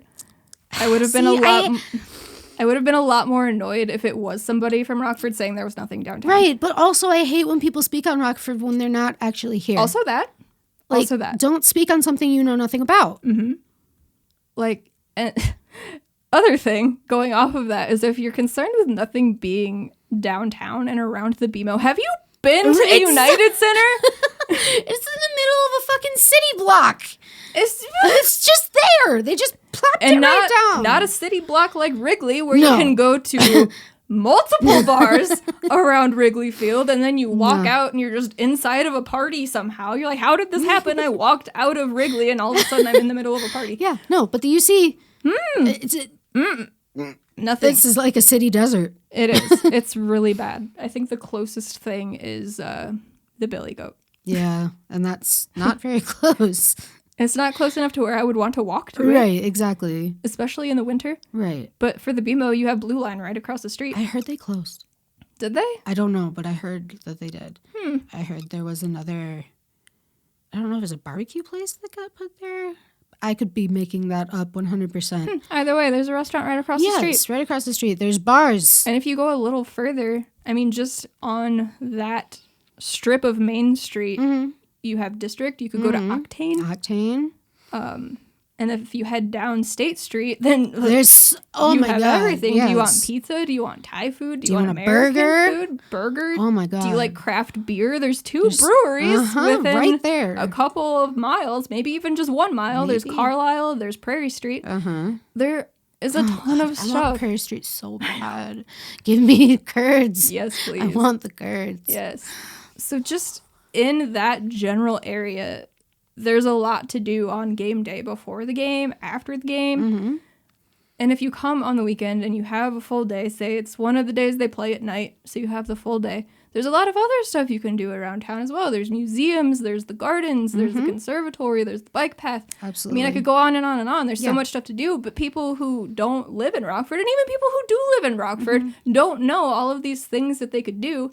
And they can make a full day of it. All 100%. Of these things are family friendly. Yes. So you can take the kids out, have them do all of this stuff, and then go to an IceHogs game to cap it off. Right. I feel like people who say there's nothing to do, there's nowhere to go, aren't trying. They haven't actually looked into it. Exactly. And that's they're just living in like 10 years ago when there really wasn't anything. But it's been renovated. Like, there's so much going on. So much. Even just on State Street. If you go across the bridge. You want to start the day off with some coffee? There's three wonderful coffee shops within a mile and a half on that strip. You've got Wired, you've got Velvet Robot, and Rockford Roasting Company. Oh, RC, yes. Yeah. And then go from there, do something else around town. Come back, have dinner. You have a ton of options for dinner. Options. And then go to the Hogs game. And then if you are with your family, maybe you go home afterwards. If you're not and you want to go out for a drink, you have Prairie Street you can go to. If you're from out of town, the new Embassy Suites is right down the street, walking distance from the BMO. Big and bright. And it's so nice in there. Oh, yeah, you've been in there, haven't you? I haven't been, but I've seen a lot of photos. Oh, okay. And I thought you got a tour. So it just drives me a little crazy when people say there's nothing to do around here. So absolutely. First of all, just the cash flow into the marketing department for the IceHogs, 100%. They can take advantage of that and come up with like game day stuff that you can do with your family. But then if the Blackhawks also jump on that and highlight things you can do in Rockford for people out of town, that would be huge for the city. So big. For the city, not just for the IceHogs. Yeah, not just for the IceHogs, but it would trickle into that. Absolutely. Because if people are coming here at the suggestion of the Blackhawks, they're going to want to see the prospects. For sure. I thought of one more thing that could use an upgrade. What? A hammy hog. I love him, but his costume is not practical. He is a very round pig. He is a rotund piggy. Rotund, just spherical. It is not easy for the person wearing the hammy hog outfit to do anything. He can't like jump around like other mascots. He can't like Tommy Hawk. Exactly. We've had Tommy Hawk at games before. And he's so much fun. But he's like running around, jumping up on Hammy things, can't banging do on his that. drum. It's not possible he's for like Hammy. A big globe. Yeah, he needs a costume update or like a makeover or like He needs. They could do like a whole summer thing where Hammy's working out. Right. And then they introduce the new costume at the beginning of the season. Oh my God, yes. Marketing department. Marketing. There you go. Free advice. You should be their marketer. No, you've got enough on your plate. You've got enough. But you would be really good at it. Yeah. I could come up with a lot of ideas. Oh, yeah. But there's a free one for you if you get a new Hammy Hog outfit, one that he can actually move around in. Yeah, and like pose for pictures with kids instead of just instead of them having to be all the way over here. It's like, hello, kid. Like you can actually bend down and be like, hey. Yeah. It'd be easier to skate out on the ice. Yeah, I don't know how people skate in that thing. That'd be rough. Not at all. Maybe they can update the knocker balls so they're not all deflated. Deflated! Oh my God. Yes. I'm never going in those ever again, though, because I fucked up my knee when I did that. I think I ripped my jeans. I got hit from the side, and my knee was just like, and, oh no. It was a bad time. Yeah. I never want to play tic-tac-toe again because I could have won real easily and just didn't see it. Oh, Courtney. That was bad. You poor thing. Yeah, that was a good one. What and else when I say good, it was there? very ungood. The grocery cart game. Yeah, that one's fun. Yep. I'm short and not exactly speedy because short legs, but I tried real it's hard. All right. What else have we done? I don't know. I feel like we've done a lot. We have done a lot. Did you ever do like the puck? Shooting the puck? Yeah. Nope. No? They have us do all these other things, but they can't get us out on the ice to shoot the puck, apparently. They just want us to make a fool of ourselves. Thank you, Brandon. He doesn't work there anymore, though, does he? Nobody works there right now. Well, that's true. But if it was a normal season, then yeah, he would. Yeah. Okay. Well. So I'm excited. Yeah, for sure. It's a good thing that the Hawks are buying the Hogs. Yeah, and I think it's a great time for the Blackhawks to invest in the city because, 100%.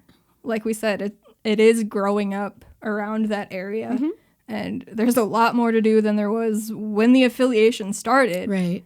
And I don't know, it'll bring more.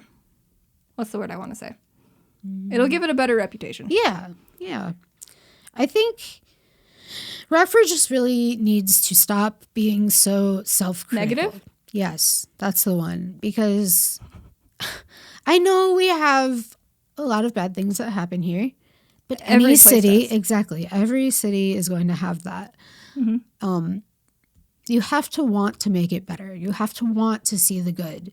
You have to want to invest in the good. If you try to see the good, there's a lot of it. It's there, I promise. Like, I used to be one of those people that was like, oh, Rockford sucks. I'm going to get out of here, blah, blah, blah. Me too. And then it was my job to know all of the things going on. And then it was rather overwhelming because there were too many good things happening. Exactly. And then you spread that knowledge. And I'm like, well, shit. I know. I love this city. Yeah. Like, I look at all the genuinely things you can love do. this city now. All of the good food.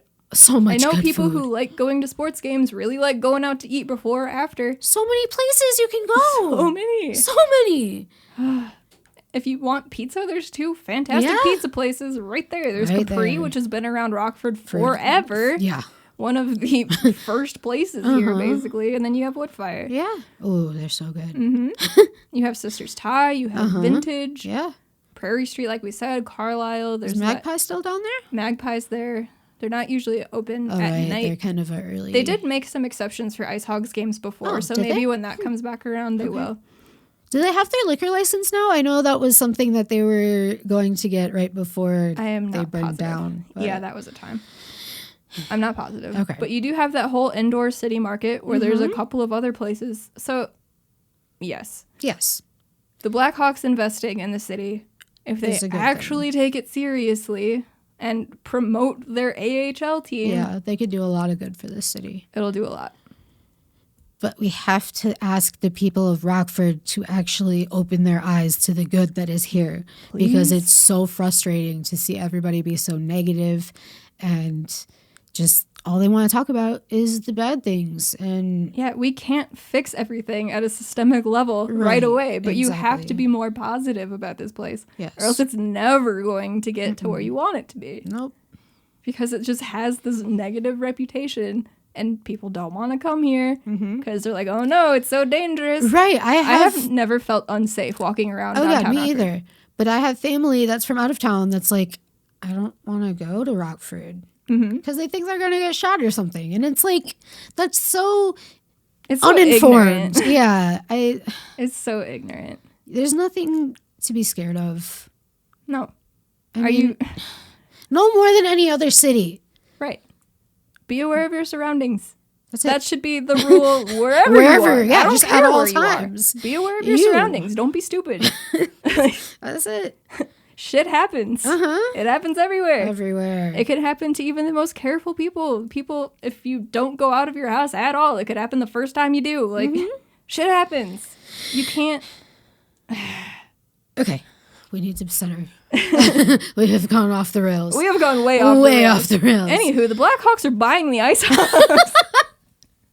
Yes. That's a thing. It is.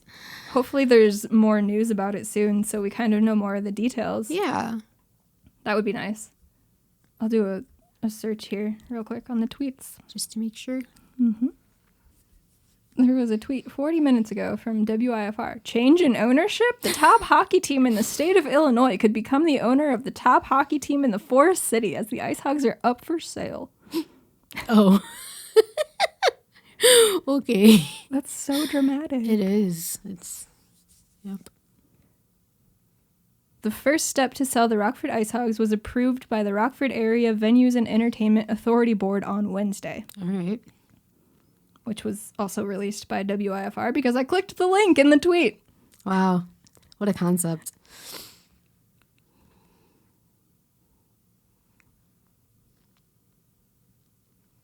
I'll just read the freaking article.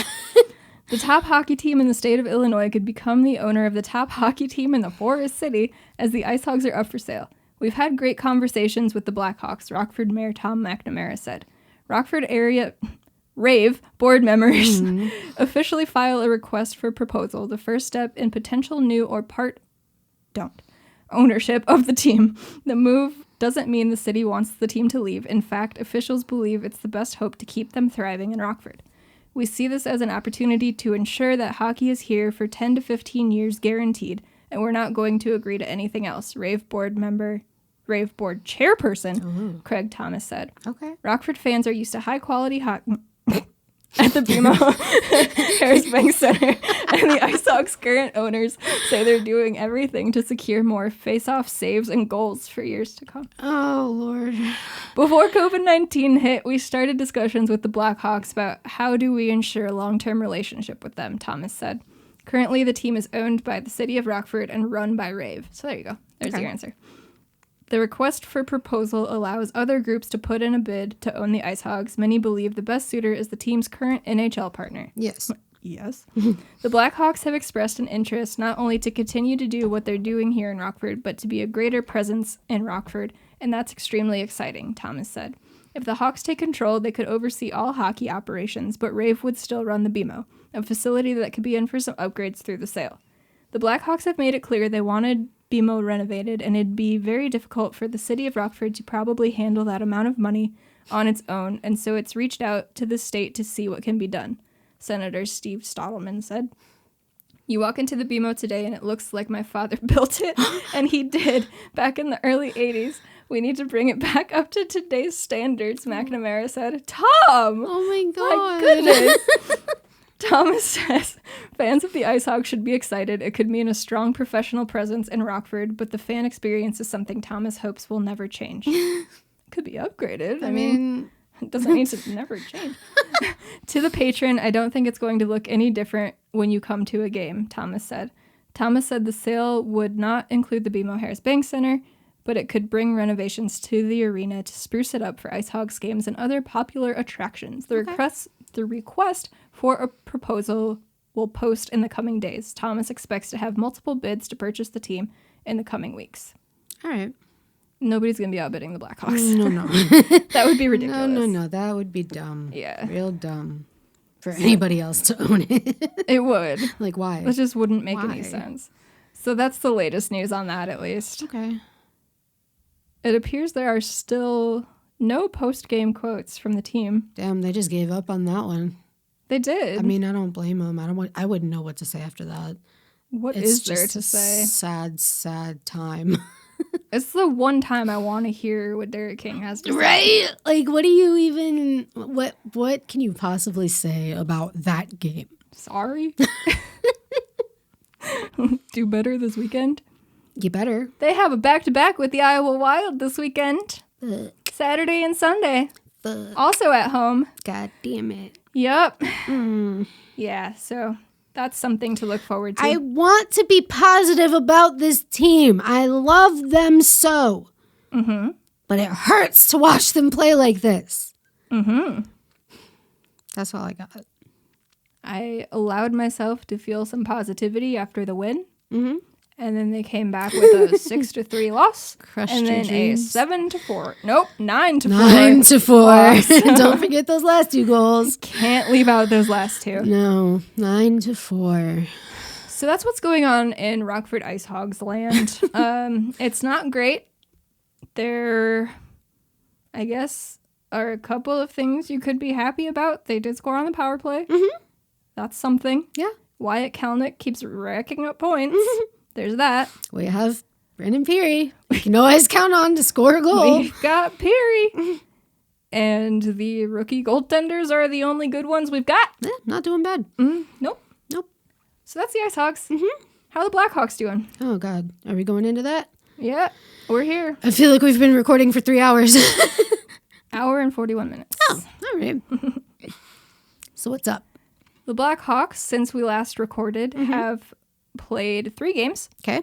They won Thursday night, 2-0 over the Columbus Blue Jackets. Yes, Kevin got his first. No, Malcolm. Malcolm. That was Malcolm's shootout. Shit, we talked you're about right. Kevin's in the last one or the one before. I can't even remember when Yeah, it was. I now. know what you're talking about. Yeah, All Malcolm Subban got a shutout. Yay! And this is why Colin Daly is not the backup. Yeah. Just saying. I mean, he did have a bad game on Saturday because he lost 5-3 to Detroit. Yeah. Detroit. But- Losing to Detroit. That one hurts. That kind of cancels out the shutout. Yeah. So then you just Losing kind of go to back to where Detroit. you were before the shutout. Because Detroit is like historically the worst team like ever to be in the NHL. True, but they had won some games coming into that one. Okay. So it's not like, Like last season, Detroit? yeah, I mean, they kind of are. But it's not like they were just on a losing streak and snapped it against the Blackhawks, because that Right. just That- sucks even more. Oh, yeah, that would hurt. But they were winning games. They were looking a little better. Jonathan Bernier is the only goaltender that can win games with Detroit, apparently. And he played Saturday. The Hawks looked decent in what I saw. We didn't see the whole game because they played at the same time as the IceHogs. But they had a lot of chances that they could have scored on. They just didn't go in, whether it was a great save by Bernier or they hit the post or whatever. So I wasn't too concerned about it. It still sucks because Detroit losing, and the IceHogs had already lost 6-3. So it just... Yeah, it kind of just compounded into Yes. anger. But then they came back on Sunday. They did. Mr. Patrick. Yes. They beat Detroit 7-2. That's more like it. That's more like it. And a lot of things happened in that game. Yes. Yes, they did. So what did Patrick do? Patrick got his 400th goal, right? He sure did. Yes. He was the 100th player in NHL history to do so. to hit 400. And I'm just glad it didn't come on an empty netter. Yeah, same. That would be really disappointing. suck. That's so anticlimactic. It is. Like, I'd hope that he would pass it off to a teammate. Like, I don't want this. right. No, 400 you goal. get this one. Obviously, like, then the storyline continues. When is he going to get 400? Right. But, I'm just glad he got it at home. I wish there Yes. could have been fans there. yeah. At least his family. Yeah, somebody. But, But still, it came at home. And it came against Detroit. Like, yeah. even though they suck, that's just, It's still- it just feels good. Yeah. Because of the history between the two teams. Exactly. Who was it that had 2 goals that night? That Ryan Carpenter? was that him? Okay. The guy who said quarantine was boring, by the way. Yep, that's the Oh, one. that was him. Yeah. It was. See what happens when you aren't in quarantine, Ryan? You scored You 2 score goals. Was he the one that was going towards the net with Kane? No, that was DeBrincat. Oh, okay. Because I thought there was like a choice between getting Carpenter his Hattie or getting Patrick his 400th. Maybe that was on a different chance. Yeah, maybe. But not when Kane got the goal. Right. Maybe I made that up. I don't know. I don't know. It could have been on a power play since he's on the power play with them. Right. Yeah, but Kane to DeBrincat or DeBrincat to Kane it's very productive. It is. You know what is also productive What's up? that came from this game? Dominic Kubalik got a goal. Yes. Assisted by Mr. Brandon Hegel. Yes. And I am still convinced that they are just the best line mates for each other. Oh, 100%. They are one. Yeah, They because keep them fucking together. Kubalik just has to get to an open spot where he can score goals from. Yeah. And Hegel will do all of the other work. All the rest. And get the puck to him. And then he just has to put it in. There it is. And it's perfect. There it is. Yeah. Because Hegel is just a force to be reckoned with this year. You can't. I love it. Me too. I'm so happy about it. Yes. He was not one that I was extremely hopeful for. Mm-hmm. It was cool to see him in the NHL because he did pretty well down in the AHL. But I did not expect him to be as good as he is. No. I'm glad he finally got his first goal. Oh my first God. NHL goal. Yes, thank goodness. That was long overdue. Mm-hmm. He had so many assists, but no goals. It feels good to see him do well. I mean, it feels good to see anybody do well on our team, but Especially guys who come from Rockford. exactly, it gives me like a proud mom feeling. Yes. Like they're all my sons. Absolutely. And I'm just like, oh, he's doing well. Look at him go. That's exactly what it feels like. 100%. Like, I don't know how else to explain it. Mm-hmm. That's definitely it. That's definitely it. But he was noticeable last year. I mean, he was one of the point leaders for Rockford. He might have been the point leader. I wouldn't be surprised. Yeah. He's either point leader or goal leader. Mm-hmm. I think Dylan was the other one. But yeah, so he was good. He's super fast. What? You have something to say about Dylan? No, it's not even Dylan. It's Tyler. He keeps scoring on us. Going back to that Saturday game in Cleveland. God, every time I'm like, Tyler, you were our captain last year. And why couldn't you score all these goals for us? Right. What the fuck? I don't understand what changed. Okay, anyway, back to Dylan. Yeah. Well, back to Hegel. Hegel, yes. Yeah, so he looked good in Rockford, super fast. Mm-hmm. Always beat guys wide, score goals on the rush. He is so speedy. So fast. I love watching him skate. But we only got to see him for 1 year. And he got his chance in his first game with the Hawks this year. And he made a very good impression. Right. And he just hasn't stopped. I love it. Me too. I fucking love it. Mm-hmm. Please continue. I knew he was a good player, but I didn't expect this. Yeah, no. Especially... He's one of those that sneaks up on you. Yeah, especially at the NHL level. Exactly, because it's like you don't expect... A lot of AHL guys don't make it to the NHL. And whether that be because they sign AHL only deals or they're just not good enough to get to the NHL or whatever. But... especially guys who are drafted late and their original team doesn't sign them. I bet Buffalo would really like having this kid right now. Oh, yeah. Wouldn't they? Oh, yeah. But I mean, it's hard not to be productive when you are as fast as he is. Yes. He knows what to do with the puck. He knows how to get there. And he's responsible with it. Oh, my God, yes. He's not just all speed and nothing else. Oh, no! Like Mr. Alexander Fortin. Oh, no. I loved him, but then that was all he was. He couldn't do anything. He was super fast. So fast. He was a pretty good penalty killer. Yeah. But once the puck was on his stick, he could just skate with it. He couldn't do anything else. Do it. He had like stones for him. It's pretty funny. Oh, Lord. But Hegel, on the other hand. Hegel, though. He's got some nifty moves on him. Absolutely. Do you know how old he is? I can tell you. Okay. Brandon Hegel is... What? He's 22! He's so young! Oh. Well, how old did you think he was? I was going to say like 24. Oh. So like still young, but I didn't know he was 22. I knew he was a kid. Oh my goodness. I figured he was probably older than a teenager. But, but yeah. Okay, 22. Mm-hmm. I feel like that's good timing to... Well, because what's the stupid AHL rule about you can't be what, 19? I feel like there's a few different things that go into it. It's like seasons in junior and then age. I don't know. Either way, It's 22, dumb. making it to the NHL, doing great. I'm so proud of him. Me too. He was drafted in the 6th round in 2016 by Buffalo. Wow. And they just didn't sign him. Yeah. How's Buffalo doing now? Oh dear. Not so good. Is Joker still there? He is. Yeah. Yeah, I think Jeff Skinner was a healthy scratch. Why did Taylor Hall decide to sign there in the offseason? I do not know the answer to that. I will never understand that. No. What did he think he was getting into? Because I don't know. Is he trying to win his draft lottery thing since his team always gets the first overall pick for some reason? I guess. I don't know. Did he think he would just light it up with Jack Eichel? Who knows? I don't know if Eichel was actually a scratch, but it was rumored that he would be. But I don't know if it ever happened or not. That would be That's when curious. you know that, Yeah. A lot of things are going wrong in Buffalo currently. Oh, yeah.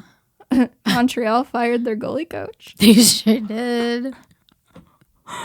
Mark Bergevin didn't even consult Carrie Price about it. Ooh. That was a thing I read today. Boy. Yeah. Their goalie coach is the brother of the Blackhawks goalie coach. Really? And he was also the goalie coach for the Blackhawks before going to Montreal. Because Mark Bergevin also worked for the Blackhawks, and then they both just trotted away to Montreal. Wow. Yep. So Carrie Price, huh? He's just all on his own now. Good luck. We just talked about him in the last episode. Well, he got his goalie coach fired. It was after a game they won, too, I want to say. Damn. They won their new coach his first game, and then they're like, bye. Bye, Stefan. Wait, you are fired. Oh, no. Because our goalie is overrated and sucks. And he's still got so many years on his contract. What was it, 5 more? I don't know. It was so 10.5?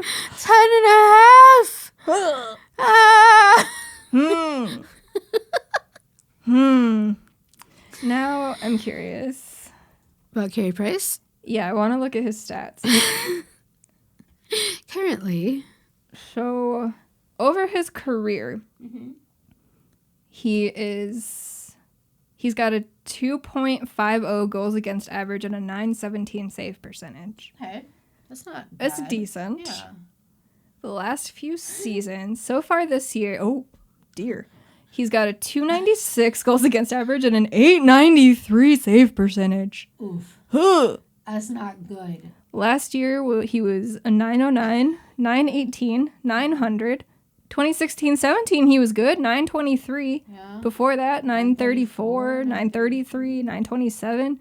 So he's inconsistent he is had the problem. Good old stretch there. The team couldn't do anything in front of him. Is that when they signed this contract? Do you know when the contract started? Prices? Yeah. When did he sign? Well, it's 8 years and it ends in 2026, so 2018? So 2018, yeah. Huh. And that's when his play fell off. Oh my god. That is the He got year paid and turned to shit. Oh no, like Bobrovsky. Oh no. Oh no. They're so similar. Why? I don't know. I love Bob though. I don't like Carrie Price. I don't know if you conditioned me to not like him. I must have. I don't know. I must have. People just always talked about him as being this god, but he couldn't win shit. That's like rough. he had good numbers here, but Yeah. Oy. Well, the one season he had a 934. He only played 12 games. Oh, well, that's here. a small sample size. Yeah, I mean, he had a 933 the year before that in 2014-15 and played 66. Okay. You know. See, that's the thing. He's so inconsistent. Yeah. Was he injured the year that he only played 12 rounds? Jesus Christ. 12 games? He must have been, yeah. Okay. Because it wasn't the lockout year. Mm-hmm. I don't know. The lockout was back in 2012-13 season. Because the Hawks won the cup in 2013, which was the lockout shortened year. Yeah. And that's when I started paying attention to the IceHogs. And I could only watch Wolves games because I was in Chicago. Yeah. And that really sucked. Yeah. Anywho, the Blackhawks. The Blackhawks. We got there by Buffalo. By way of Buffalo, we got to Carrie Price. Oh, what a round. Yes, but I had to include this tweet because it made me laugh so goddamn hard. Liam McHugh tweeted I retweeted that. Yes, and it's a gif of Kane scoring his 400th goal. And in doing so, he outweighted the defenseman that was sliding by, which was Philip Hronek. And Liam McHugh tweeted, someday Philip Hronek will tell his grandkids all about the time he went sliding by as Patrick Kane buried his 400th goal. He just laid down and slid. I read that and I just started crying laughing. I don't know why it was so funny. Just imagine. He's just like dramatically sliding out of frame as Kane is scoring his goal. He's like, look, kids, that was me. Oh my God. Yeah, but Kane, that was a good goal. I'm just glad it was a nice goal. Yeah, not just like a dink. Yeah, and not like Kirby Doc's first NHL goal where it like went off his knee. Yeah, that's I'm unfortunate. Glad he actually had to take the shot. Yeah, on a goaltender. His timing was perfect. And but I mean, it's Patrick Kane we're talking about. Yes, and in that game, Kevin Lonkinen stopped a career high 44 shots. In the jerseys, the reverse retro? Yeah, the reverse retros. I love our reverse retro jerseys. They look pretty nice. I think they're lovely. I liked them better once I saw them on the ice. Yeah. I mean, that's typically how it goes. Did you see this tweet about the goaltenders who also made career high saves as rookies? So. No. All right, you want to hear who they were? Yeah. All right. The Blackhawks tweeted this out. The only other rookie goaltenders since 1955-56 with more saves in a win for Chicago. So these are rookies. Okay. More saves than 44. Bob Janicek, I think is how you say his name. 44 saves in 1984. Okay. Darren Pang, 48 saves in 1988. Colin Daly. Oh no! 46 saves in 2018. Oh no! He's one of 3 goaltenders in their rookie year who have made more saves than Kevin Lonkinen in that Sunday game. Colin, no. Yep. I'm so sad. Yep. Was that the year that Cam Ward was here? I think so. Oof. What a year that was. That was a toughie. Yeah, because that was 18-19, right? Yes. And then yes? 17-18? 17-18? No. Because 18-19. 18-19 was Colin. 19... Maybe it was 17-18. But I thought that was the year that we went to the playoffs. And he had that killer streak where we swept Chicago in the first. Oh, you might be right. Because then the year after that was Cam Ward. I can just look up when Cam Ward was in Chicago. I think I have the internet right in front of me. I think it was 18-19. You might be right. You're probably right. 18-19. Yep. Yeah. And then there was... You all correct. He went 29... No. He went 16, 12, and 4. Okay. Better than I thought it was. He had a 3.67 goals against average and an 897 save percentage. Almost 9. He retired, right? He did. Yeah. He got to retire as a Hurricane. He signed like a one-day deal and retired. I love that. Retied. He retired. But yeah, one of 3 goaltenders in their rookie season who have made more saves. Colin, be better, please. It's just painful. I want what's good for everyone. That would be nice. I want so much good. That would be nice. Colin, can you just go back to being good? Please. It hurts very much to see him like this. I don't like it. No. It's painful. Yes. It sucks a lot. Speaking of reverse retro jerseys, though, I do not like Minnesota's. The Subway jerseys? The Subway, 7-Up, Sierra Mist, whatever it is. I don't like how they look. A lot of people said they really liked Minnesota's. Minnesota's is terrible. I don't know. Maybe that's just me. Just but... the $5 footlong song just pops up into my head when I see it. And who are they playing? Vegas. Vegas. They were wearing their gold jerseys. I don't like those either. I like... Was it Fleury in that? Probably. Okay, I like his gold pads. I do.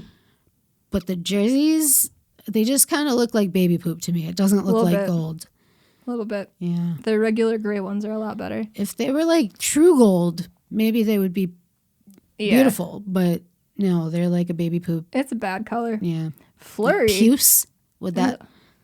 What color is... Can you Google puce? How do you even P-U-C-E. You say that like I'm supposed to know that. No, it's like a pink red. Oh, what the heck? Yeah, that's not gold at all. Huh, no, not at all. Monsters Inc. has lied to me all these years. Oops. Whoops. All right. Well, interesting. It's not puce. But Marc-Andre Fleury has been absolutely insane lately. Oh, yeah. Oh, my God. Oh, yeah. Every time I'm either editing or doing something else and just have NHL Network on in the background and they show Vegas games, he's just out here, like, his limbs are going in every different direction. He's making, like, 5 saves in a row and flying from side to side of the net. I'm like, what is going on in Vegas? Because this dude, holy shit. He's killing it. Ugh. I don't know if he was... he's just trying to keep the job from Leonard. I mean... Or what? And Leonard was injured, so he was able to... Still injured? I don't know if he came back yet or not. But Fleury was able to take over, and he surely doesn't want to give the net back up again because his body's doing things that bodies shouldn't be doing. I never really understood why Vegas got Leonard, because they had Fleury. I don't really know either. There's a lot of other teams that needed goaltending that probably should have been in on that. Yeah, for sure. But I guess they wanted to have 2 number 1s going into the playoffs, and they still didn't win. I don't know. Well. Yeah, I don't know. That was a weird one. Yeah. But that game on Sunday for the Blackhawks was the Blackhawks. A whole lot better. Beating Detroit 7-2. Kane got his 400th career NHL goal. Yes. Ryan Carpenter had 2 goals. Brandon Hegel had 1. Alex DeBrincat had 1. Is that all of them? No, Nikita Zadorov had 1. Yeah. I think that adds up to 7. Yep. If not, somebody else got a goal. Somebody else. Don't know. But now they have 3 straight games against the Tampa Bay Lightning. I'm scared. Andrei Vasilevsky is coming into this game tomorrow with the 3 straight shutouts. Oh, God. He's the top goalie in the league right now, isn't he? Oh, yeah. Oh, fuck. Yeah. Oh, yeah. Oh, no. He was the only goaltender in the month of February to have more wins than Kevin. Did I read that right? I think I saw that, yeah. Yeah. Yeah, Kevin was in second behind Vasilevsky. 3 straight shutouts. They shut out Dallas last night. I was watching that game. So that's fun. How are you feeling about that? I'm not feeling. You're not feeling? I refuse to turn on my feelings. Choosing not to feel. Yep. Okay, I like that. Yep. Then they cannot hurt me. Oh, they can. They will find a way. Absolutely can. Even if they win, they will find a way to hurt me. Because that's just what they do. So it's going to be the battle of the shutout versus Patrick Kane and Alex DeBrincat, who cannot stop scoring right now. That's going to be interesting to see who wins that battle. We still haven't heard anything about Taves, right? Nope. Damn. Or Seabrook. Or whoever else is out. I feel like there's somebody else I think I saw something about Seabrook. Did you? He's coming back from a back injury, right? Correct. I think they said he is working out. He's skated a couple of times, but he's not like on track to come back yet. He's not coming back. If he plays a game, I will be shocked. His body's gonna fall apart, like on the ice. Yeah, like you know those dolls that you pull the string and they're like. And yes, I know exactly what you're talking about. I feel like that will be him if he plays another game and gets touched by anyone. There will be like a leg in one zone, an arm in the other. He's just gonna fall completely. But there won't be any blood because his body is just like taped together at this point. He's done. He just needs to go on LTIR. Yeah. He's not coming back. It's just not going to happen. Poor Siebes. He's been out for over a year now. Yeah. I can't imagine him coming back at that point. I mean, Corey came back after more than a year. Was it more than a year? I think so. Felt like it. It's also, well, you can't just say that's just a concussion, but Right. it's not shoulder and hip and whatever back surgeries. Yeah, his whole core was basically needing help. But anyway, like, I understand him wanting to come back because he's an athlete. Oh yeah, he's Iron Man. He wants to play, but at that point, nobody's gonna blame you if you're like, I need to hang him up. Well, especially since he has kids and everything. Right? Like, you have a family, bro. Yeah. Wasn't he the one who was having trouble tying his shoes because he was in so much pain? Yeah. Just hang it up, dude. Go be with your kids. Right. You got 3 cups with Chicago. You're not going to win anymore. No. This team isn't winning the cup anytime soon. Imagine. Fucking imagine if Kevin in like his first year being the starter. I don't even know how I would feel. Obviously I would be over the moon, elated, so happy. Ecstatic, yeah. But this team going into the season, like, this is going to be a bad year. Kane and DeBrincat are going to get us to the cup again. They're the only guys who score goals in the playoffs. It's just those two. Just them. Or they don't score at all. Everybody it's like else does? only everybody else. They get 0 points in the playoffs. Kevin's got like 5 shutouts. Carpenter's got like 10 goals. Oh my God, imagine. That's not going to Do you know how mad people around the league would be? Ooh, people already hate Chicago. I know. If they won the cup with Kane getting 0 points in the playoffs. And Taves just being like gone. Just somewhere in the void. Oh Lord, that would be something. I want it purely for the Twitter reactions. Oh my God. We would have to do episodes only reading Twitter reactions to that happening. I'm down for that. Oh my goodness. It would be so gloriously hot takey. Mm-hmm. Hot takey. I love hot it. Takey. Hot takey. It'd be hot takey. It's not going to happen. No. But it'd be fun. But it would be It's fun to think about. But these next games for Chicago should be interesting. They've got a rough month ahead of them. Yeah, it's a long road trip, right? They've got 3 against... Let's see, I think I have their schedule pulled up. I do. So it's 3 home games against Tampa. Okay.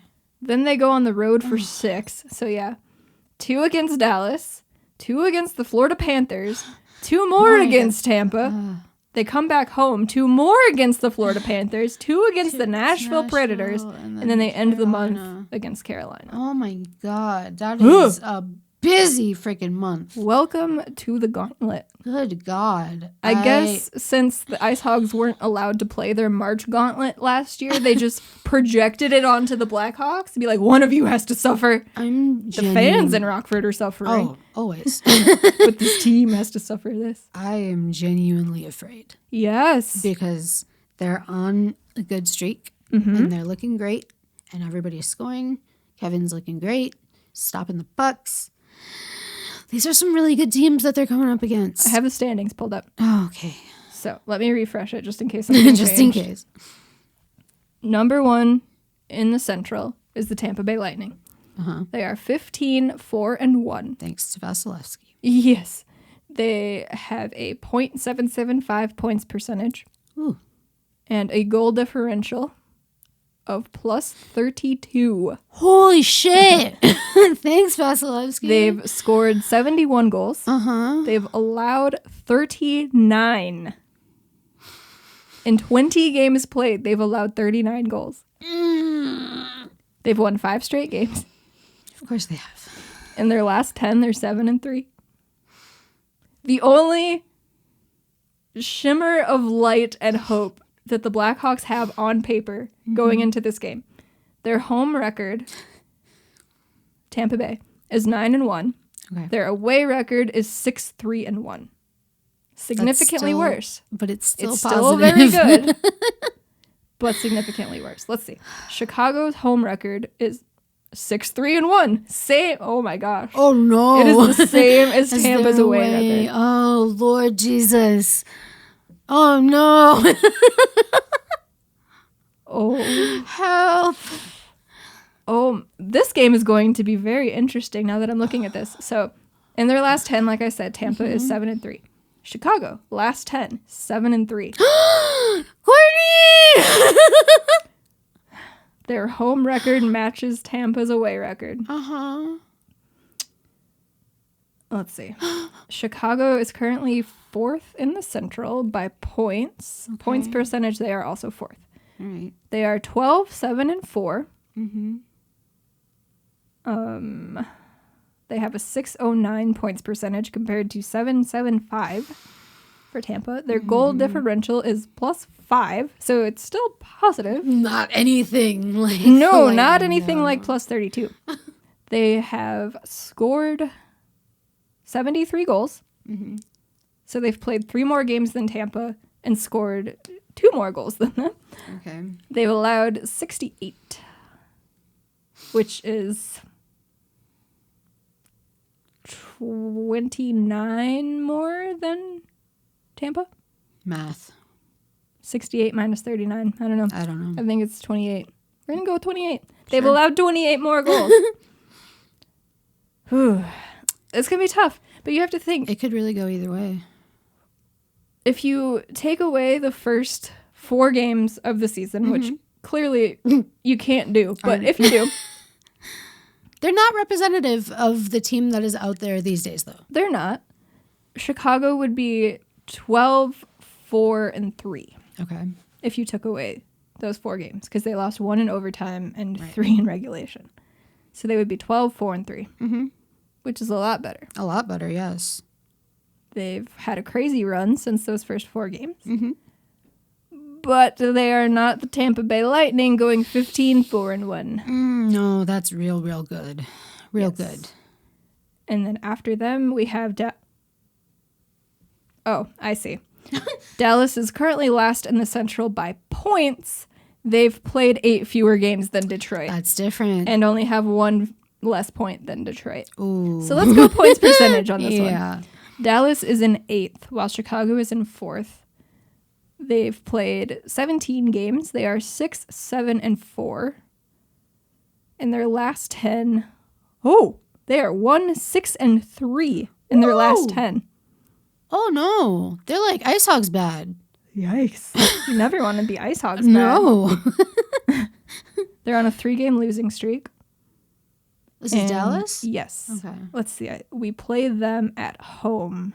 At their home. Their home, yeah. Because we're away for that one, right? Yes. Yes. So, their home record is 4-2-3 compared to 2-5-1 away. So they are better at home than they are on the road. Still not great, though. No. Chicago on the road is 6-4-3, which is only slightly worse than the 6-3-1 at home, but they've played more away games than home games. Right. So many factors. And clearly in their last 10, Chicago is way better. But before they go into Dallas, they play those 3 straight against Tampa. Yeah, they do. So that's going to be a huge factor. And what day does that start? Against Dallas? No. Tampa? Tampa. Yeah. Tomorrow. Well, Thursday night. Whenever night. you're listening to this. They play Thursday and Friday. Okay. And then they play Sunday. So they have a back-to-back and all of that. Whew. I wonder if we see Vasilevsky back-to-back. I wouldn't be surprised. Oh, no, not at all. He's played back-to-backs multiple times for Tampa. Yeah. And then they go into Dallas on Tuesday. Who is Tampa's backup? Is it still McElhinney? I don't know. Let's take a look-see. I can tell you. I ask too many questions. No, never too many questions. Just questions I don't know the answer to. So I have to look. Curtis McElhinney. Okay. Still. He's played 3 games out of the 20. Woo. He is 2-1. Okay. That's still positive. A goals against average of 2.70 and a save percentage of .896. Okay. Compared to Andrei Vasilevsky. Oh, Lord. Who is 13-3-1. He's got a 1.65 goals against average and a .942 save percentage. Holy hell. Wow. He's... That's a time. Do you want to hear the Blackhawks goaltenders? Sure. All right. So let's go back to that real quick. So Vasilevsky, 1.65, 942. Trucking over here to Chicago. We'll start with the backup again. Okay. Malcolm Subban. He's played 6 games. He is 3-2-1. Okay. He's got a 260 goals against average compared to 270 for McElhinney. Okay. And he's got a 916 save percentage not bad. compared to the 896. Yeah. He's played 3 more games than McElhinney, but hey. Decent. Kevin Lonkanen. He's played 15 games. Okay. He is 9-3-3. Okay. He's got a 255 goals against average. All right. It's silly to even compare him to Vasilevsky, but Vasilevsky has a 1.65, so basically 1 more goal. Right. And he's got a 924 save percentage. Right. That is solid. What's Vasilevsky's percentage? Stupid. It's like 942. So instead of 924 for Kevin, it's 942. So fucking annoying. All the signs are pointing to just annoying games. A decent matchup. Yeah. And that scares me. Because there's 3 games. 3 and 2 of them are back to back. And then we see them later in the month as well. Yeah. Like we said. Lordy. So they play Thursday and Friday, and then 2 weeks from Thursday, they start playing them again. That one's not a back-to-back. It is a Thursday and a Saturday. Okay. Wow. They have 1 back-to-back this month, and it's against the fucking Tampa. No, they have 2. There's 2? Yeah. Oh, yeah. One of them against Tampa, the other's against Nashville. That's... The last time they played Nashville was also a fucking back-to-back. And the first game was when Patrick Kane was dog shit and didn't get a single shot on net. I forgot about that. Thank goodness. I'm glad he's out of that. Has turned into Patrick Kane once again and has not been that guy. Oof. This month is going to be very interesting. Let's see. It is. It's a real busy 1, 2, 3, 4, 5, 6, 7, 8, 9, 10, 11, 12, 13, 14 games. What do you think the record is going to be at the end of the month? Oh, no. Okay. Should I be positive? I don't know. Should you? They play Tampa, Dallas, Florida, Tampa, Florida, Nashville, Carolina. Oh, shit. Okay. You said 14 games? 14 games. You know what? I'm going to say 7. Oh, they're going to win half of them. 7, 5, and 2. 7, 5, and 2. I would take that. Yeah. Out of the schedule, I would take that. Oh, yeah. Definitely. As long as those 5 regulation losses don't come all in a row, I will take that. Oh, yeah. But that's the problem with the Hawks, is that they go on these giant losing streaks. Why do they do that? Don't know. Tell them to stop. What do you think they're going to do? All right. So I think... All right, I'm going to go into this thinking positively. Okay. They're going to split the back-to-back with Tampa. Okay. So there's 1 win. Let's say they win the second one. Okay. They will go into Sunday and win that game. Okay. That's making Tampa lose 2 in a row, and I'm playing with fire there. But yeah. I say that they would do it. Then they go into Dallas. They swept the Stars last time they played them. Okay.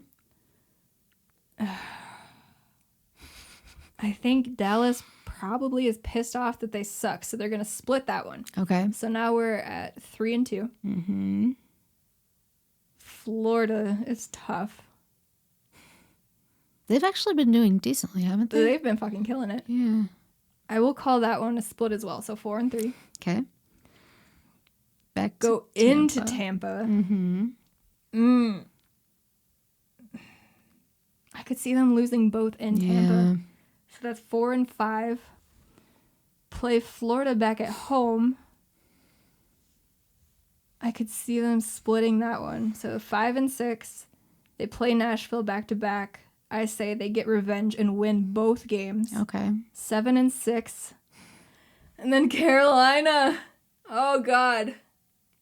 Oh, it could go either way. They've had two very separate types of games against Carolina.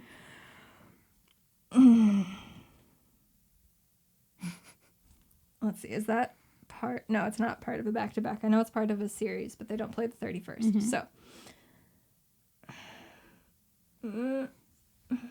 if they do win both against Nashville, they're going to win the first game against Carolina. So that's 8-6. Okay. I will throw in one overtime loss, so 8-5-1. Okay. That's optimistic. That's very optimistic for the schedule. Oh, Lord, what have I done? It's a hell of a month. Like, no joke. This is not going to be fun. No! The entire month is going to be stressful. The whole thing. Holy fuck. All of March. Since we're looking at the crazy fucking March schedule for Chicago, let's look at the IceHogs. Oh, no. So they played Grand Rapids tonight and lost real bad. They have a back-to-back with Iowa this weekend at home. They play Grand Rapids again next Thursday at home. Then they go into Grand Rapids for 2 straight. Then they come back home for another back-to-back against Iowa, and they close out the month on the 27th and 28th with a home-and-home against the Chicago Wolves. Whoo, buddy. The way this team is, I can't see more than 1 or 2 wins in there. The only hope they have is against Iowa. Oh, yeah. Grand Rapids is not giving it up to us. And Chicago? And Chicago has only fucking lost 1, right? To Grand Rapids. To fucking Grand Rapids. Oh, God. We are this team. I mean, Chicago lost Seth Jarvis to the CHL once the W started back up. Yeah. So that sucks. Uh-huh. For a lot of different reasons. Right. But they have played 9 games. They're 8-1. They've scored 43 goals and allowed 22. Grand Rapids has played 7 games. That's not right. That's got to be 8 now. Did this not refresh? Yeah, there we go. They've played 8 games. They are 5-3. Okay. They have scored 28 and allowed 23, but they did get smacked for 8 goals by Chicago on Sunday. Right. Iowa is in 4th. They've played 8 games. They are 3-4-1. They have scored 23 goals and allowed 34. Huh. So they are the only team with nearly as bad of a goal differential as the IceHogs in the division. Right. Cleveland is between Iowa and Rockford, but they have scored 20 and allowed 21. So it's -1. Yeah. And they are very welcome for multiple goals because we gave up a lot to them. Yeah. Let's see. That first game was 7 against because Tommy gave up 6 and then Kale gave up 1. I think they won 3-2. I don't remember the scores. I think it was 3-2. So there's 9 goals. And then add 6 onto that. So 15?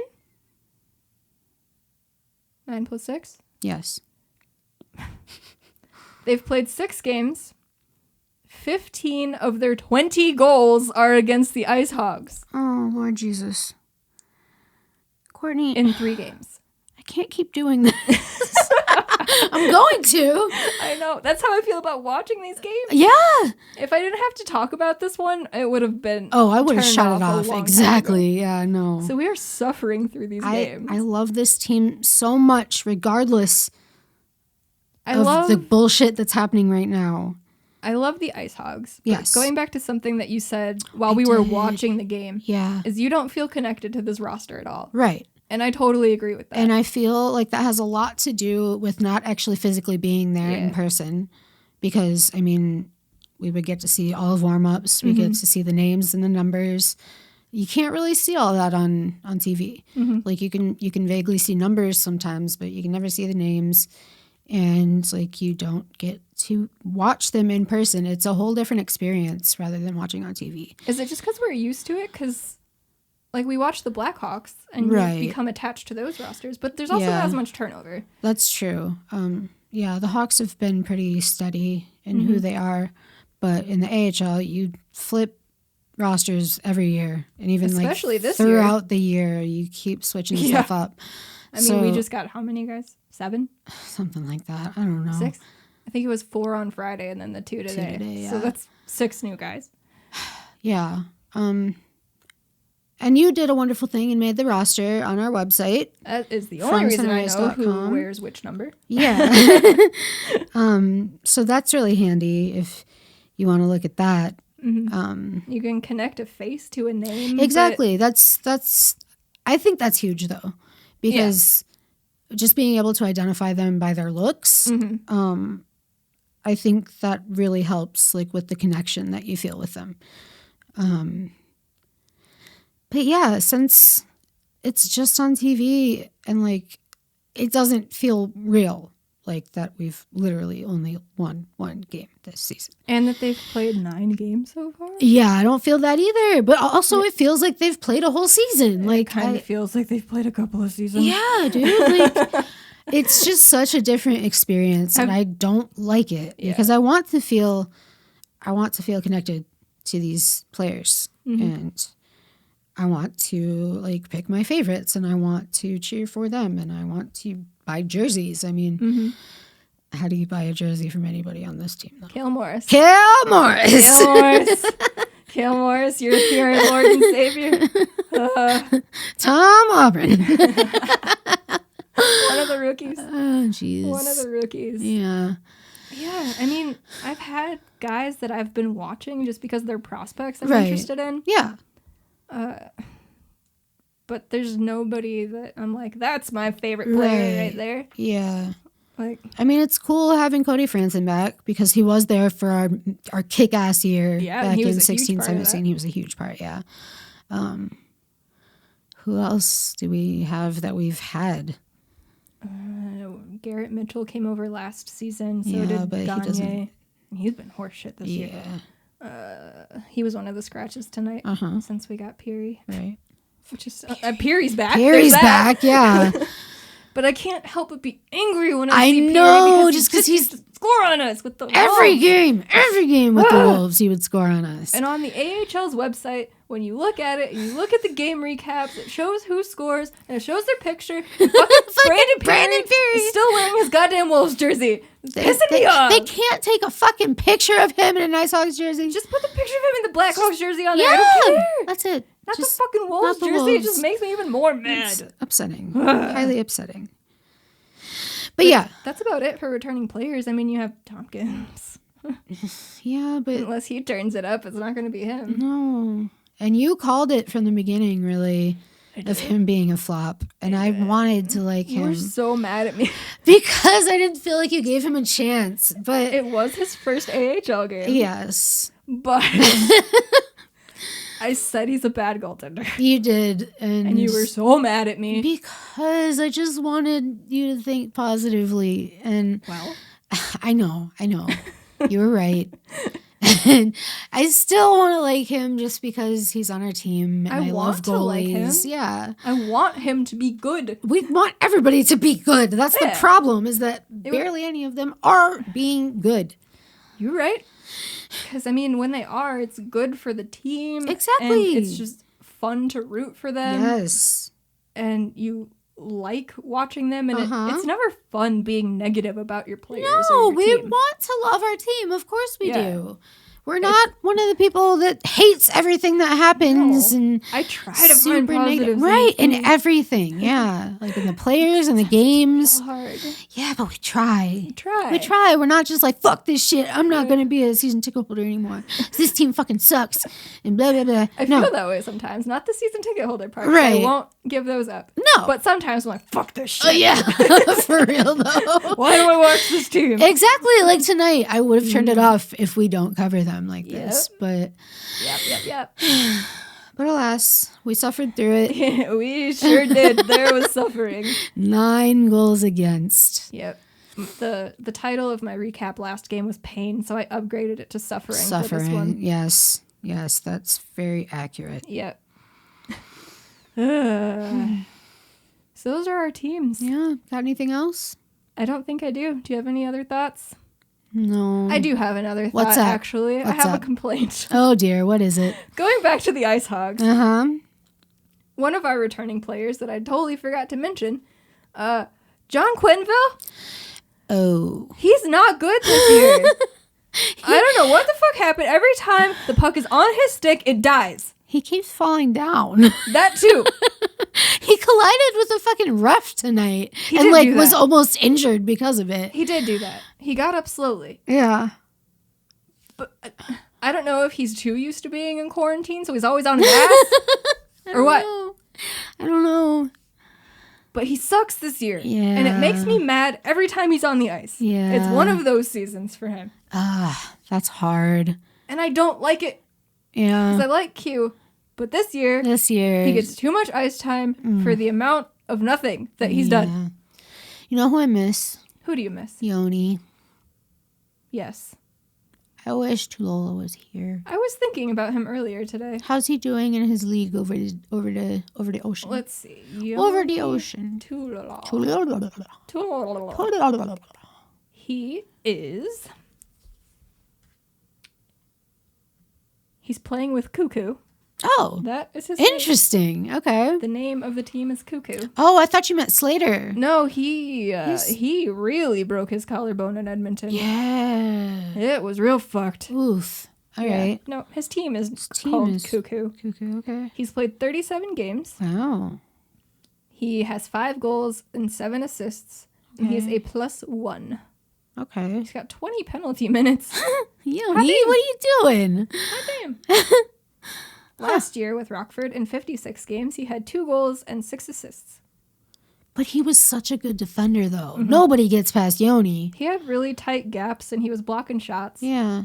It kind of surprises me. He only had 8 points. I feel like he was on the score sheet more. Yeah, I felt like that, too. Before that, he had 14 points. Maybe I'm mashing the two together. But I thought he had more last season. Yeah, it felt like it. Yeah.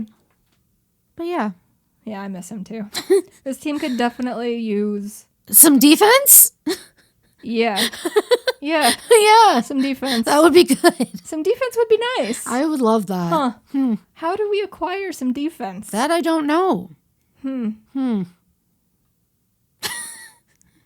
We've got Lucas Carlson back. Sure do. And he scored a goal. He did. Our defensemen can score. They've been doing that. Yeah.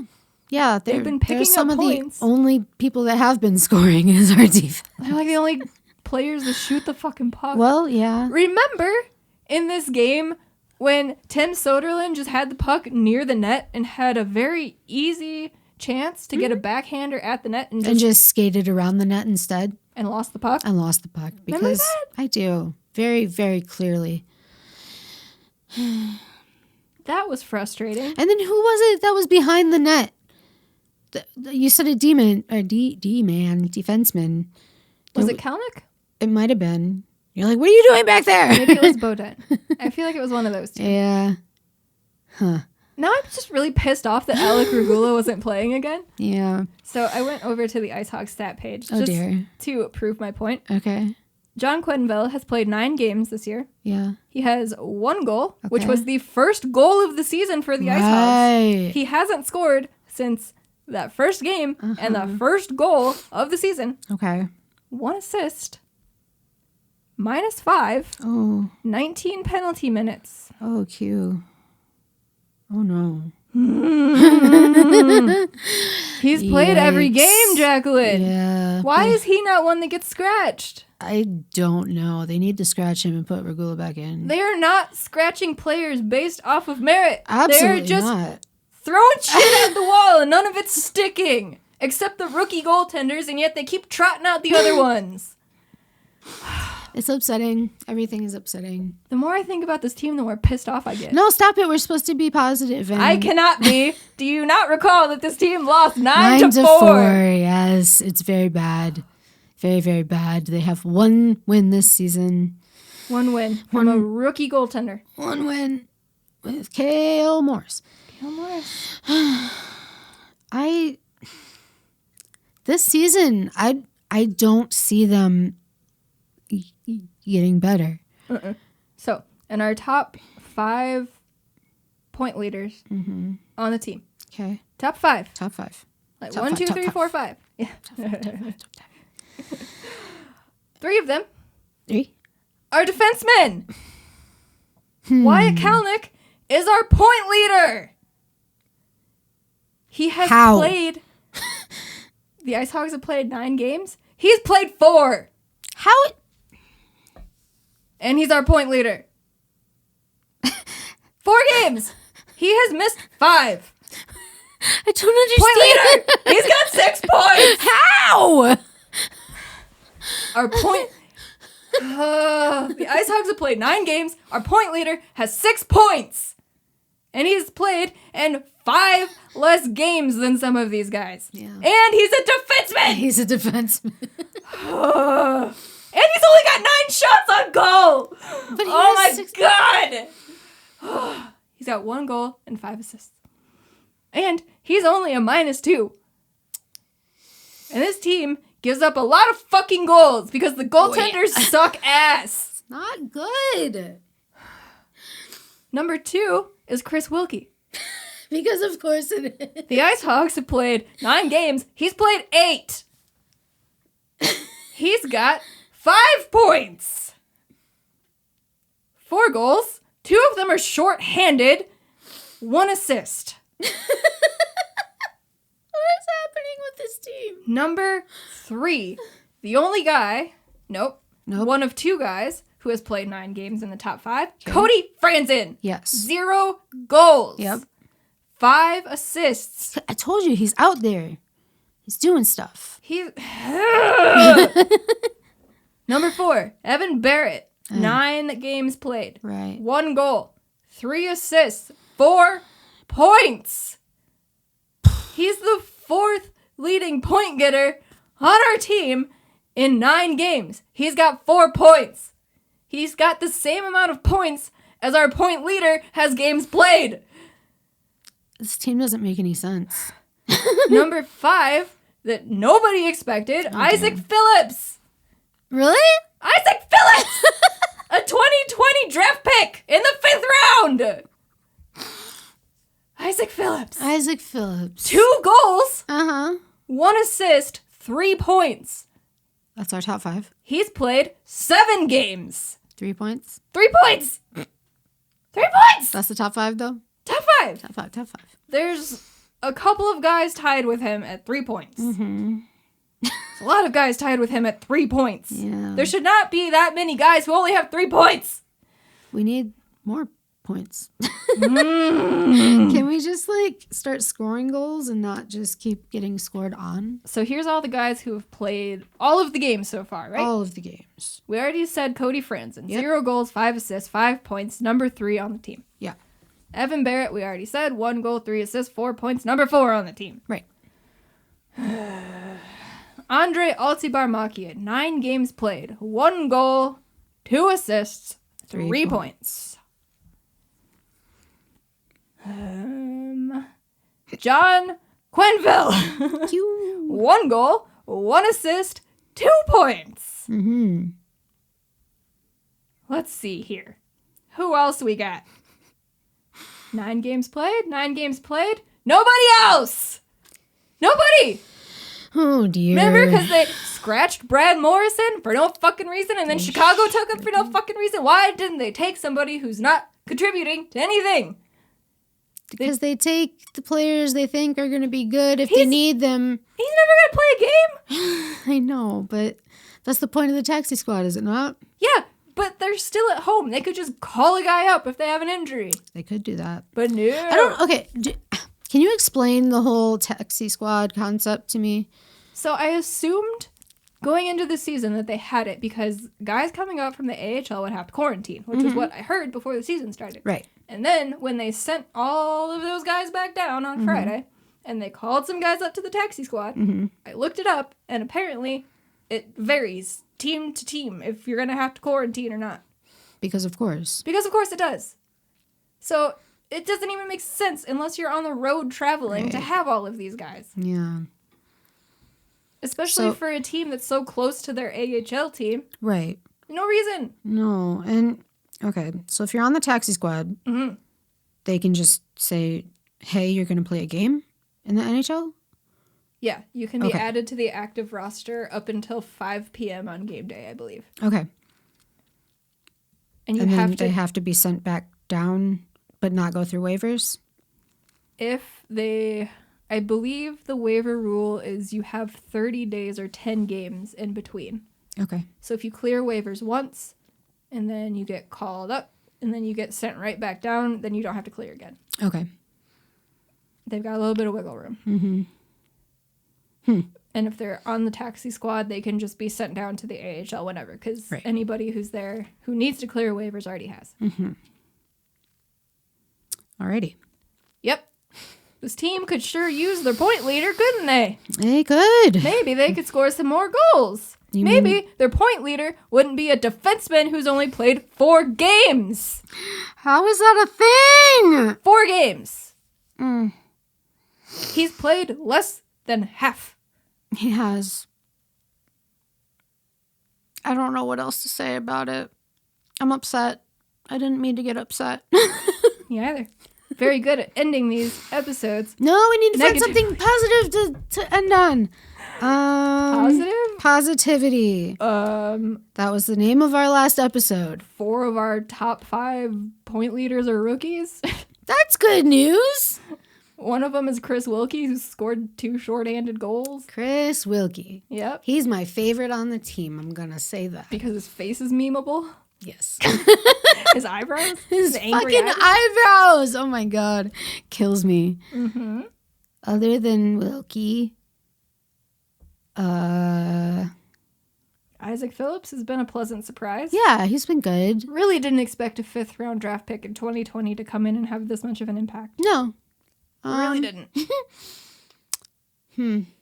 Yeah. That's about it. That's all I got.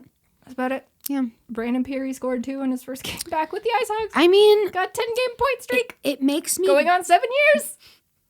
It makes me very angry because he's Brandon Pirri. Mm-hmm. But now he is our Brandon Pirri. So I have to try to flip my mind around. See, I've lived. Go ahead. You gotta flip your mind so that the name Brandon Pirri brings joy instead of anger. Because he's scoring points for us now, not Chicago. But it still feels like the Wolves scoring. Oh, I know. Every time I hear his name, I'm like, shit. But then... And I've lived through all of these eras of Brandon Pirri. So many. I was watching the team when he was with them the first time. Yeah. And then he went to Chicago, didn't make much of an impact. They said goodbye and sent him down to Florida. And then he became a power play specialist. And then they didn't want him anymore, so he went to Vegas, which sent him back down to the Wolves so he could murder the IceHogs every time. Every fucking game. Every single game. And when he was here, the first time is when Jeremy Morin was here, and that whole squad of people who just all became rather frustrating because they couldn't do anything at the NHL level, and... Brandon Pirri. So I just see him and his name and his face, and I feel rage. I understand. I think what you need to do... I would love to hear this. Meditate before bed. Right before bed. You have to meditate. Just say, Brandon Pirri is an IceHog. Pirri is an IceHog. And you just close your eyes, and you relax your muscles. And you say, Brandon Pirri is an IceHog. He is one of our own. It is good when he scores because it is for us. And then you fall asleep with happy thoughts about Brandon Pirri. And then I dream about Pirri every night. I don't want that. Because it'll inevitably, because it's what dreams do, he will be back on the Wolves scoring 5 goals a fucking game against the IceHogs. Yeah. And he'll be right there on the same line with Mark McNeil. I tried. Why did we get Pirri back? Why? Because that's what Chicago fucking does. Why did we trade Dylan Sekura for Brandon Pirri? Why was that a thing that they did? Don't know. And then they played him one game in the NHL. And they said, goodbye. Nope. You can leave now. They gave everybody else multiple chances. Yeah. Pirri, Not he him. played one game. And they're like, nah. Just one. I really want to know why. Yeah, I don't know the answer. So now he's our problem again. Yeah, but he's not a problem. He's doing good things. He's not a problem on the ice currently, but he's a problem in my brain. That's fair. Because I just see Chicago Wolves goals every time he scores. When I think of him, he's definitely in a Wolves jersey. And I hate it. It hurt. Oh, every time. And now Tyler Sekura is the new Brandon Pirri. It makes me so sad. He was our captain last year. Captain. Not just on our team. He was our captain. Yeah, well, Brandon Pirri was the leading point getter in franchise history and left for 7 fucking years and still is. How does that make you feel? Brandon Pirri. Nobody could take over that role in 7 years. Nope. So he came back to continue his legacy. And scored 2 more in his first game back. Yep. He's ours now. Doing good things for us. Brandon Pirri is an ice hog. He is not scoring for the Chicago Wolves. He is no longer in a Wolves jersey. But he is in my brain. Place an IceHogs jersey upon his body.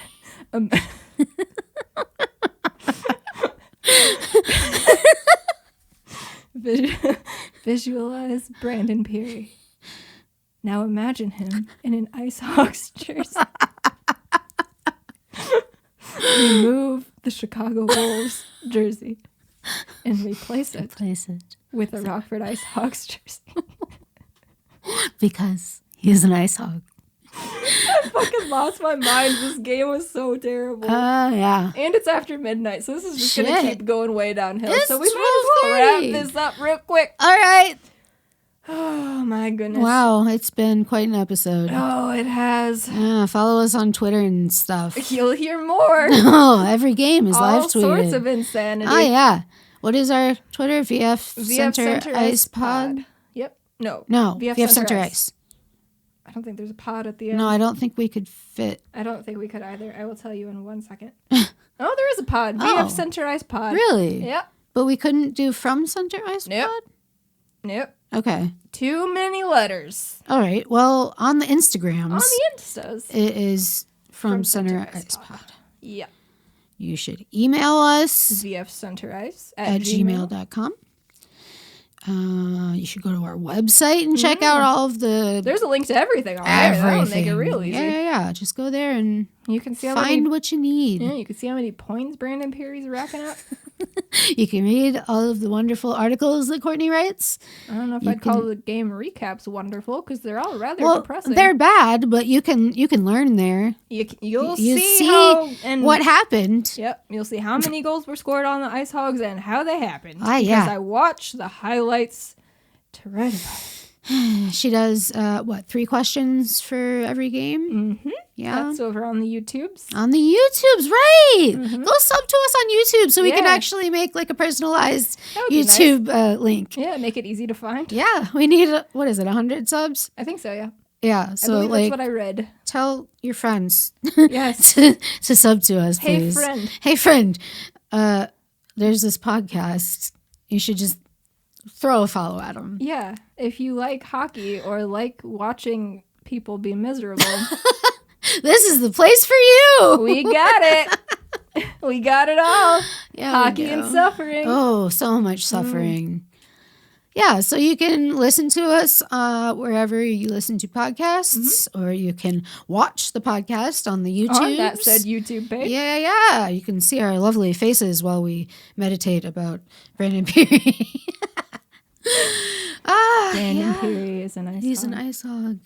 We'll have to do a Brandon Pirri ASMR video. Oh, God. I think I could handle making it. I just can't watch ASMR stuff. It freaks me out. I don't know. I like it when nobody's talking to me because the whole whispering in my ear. Yeah, don't like that. Don't like that at all. Don't want it. Nope. But I like the noises.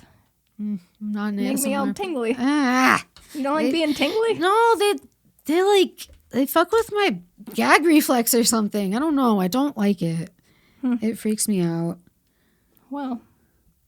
But yeah, go to our website. You have like a coffee account, right? I do. Yeah, you can buy Courtney a cup of coffee. You could. What All else we sorts of got? things. I don't know. That's Hockey and suffering. That's what hockey we've and got here. suffering. Hi. So, IceHogs play back-to-back this weekend against Iowa. The Blackhawks play back-to-back Thursday and Friday against Tampa, and then back again on Sunday to play them once again. So it's going to be a rough road ahead for these two teams. Yeah. And we will see if our sanity takes more of a nosedive in the next episode. Oh, it's quite possible. Yeah. Yeah. All right. Yeah. Goodbye. Goodbye. We will catch you all In the next one. in the next one. Bye.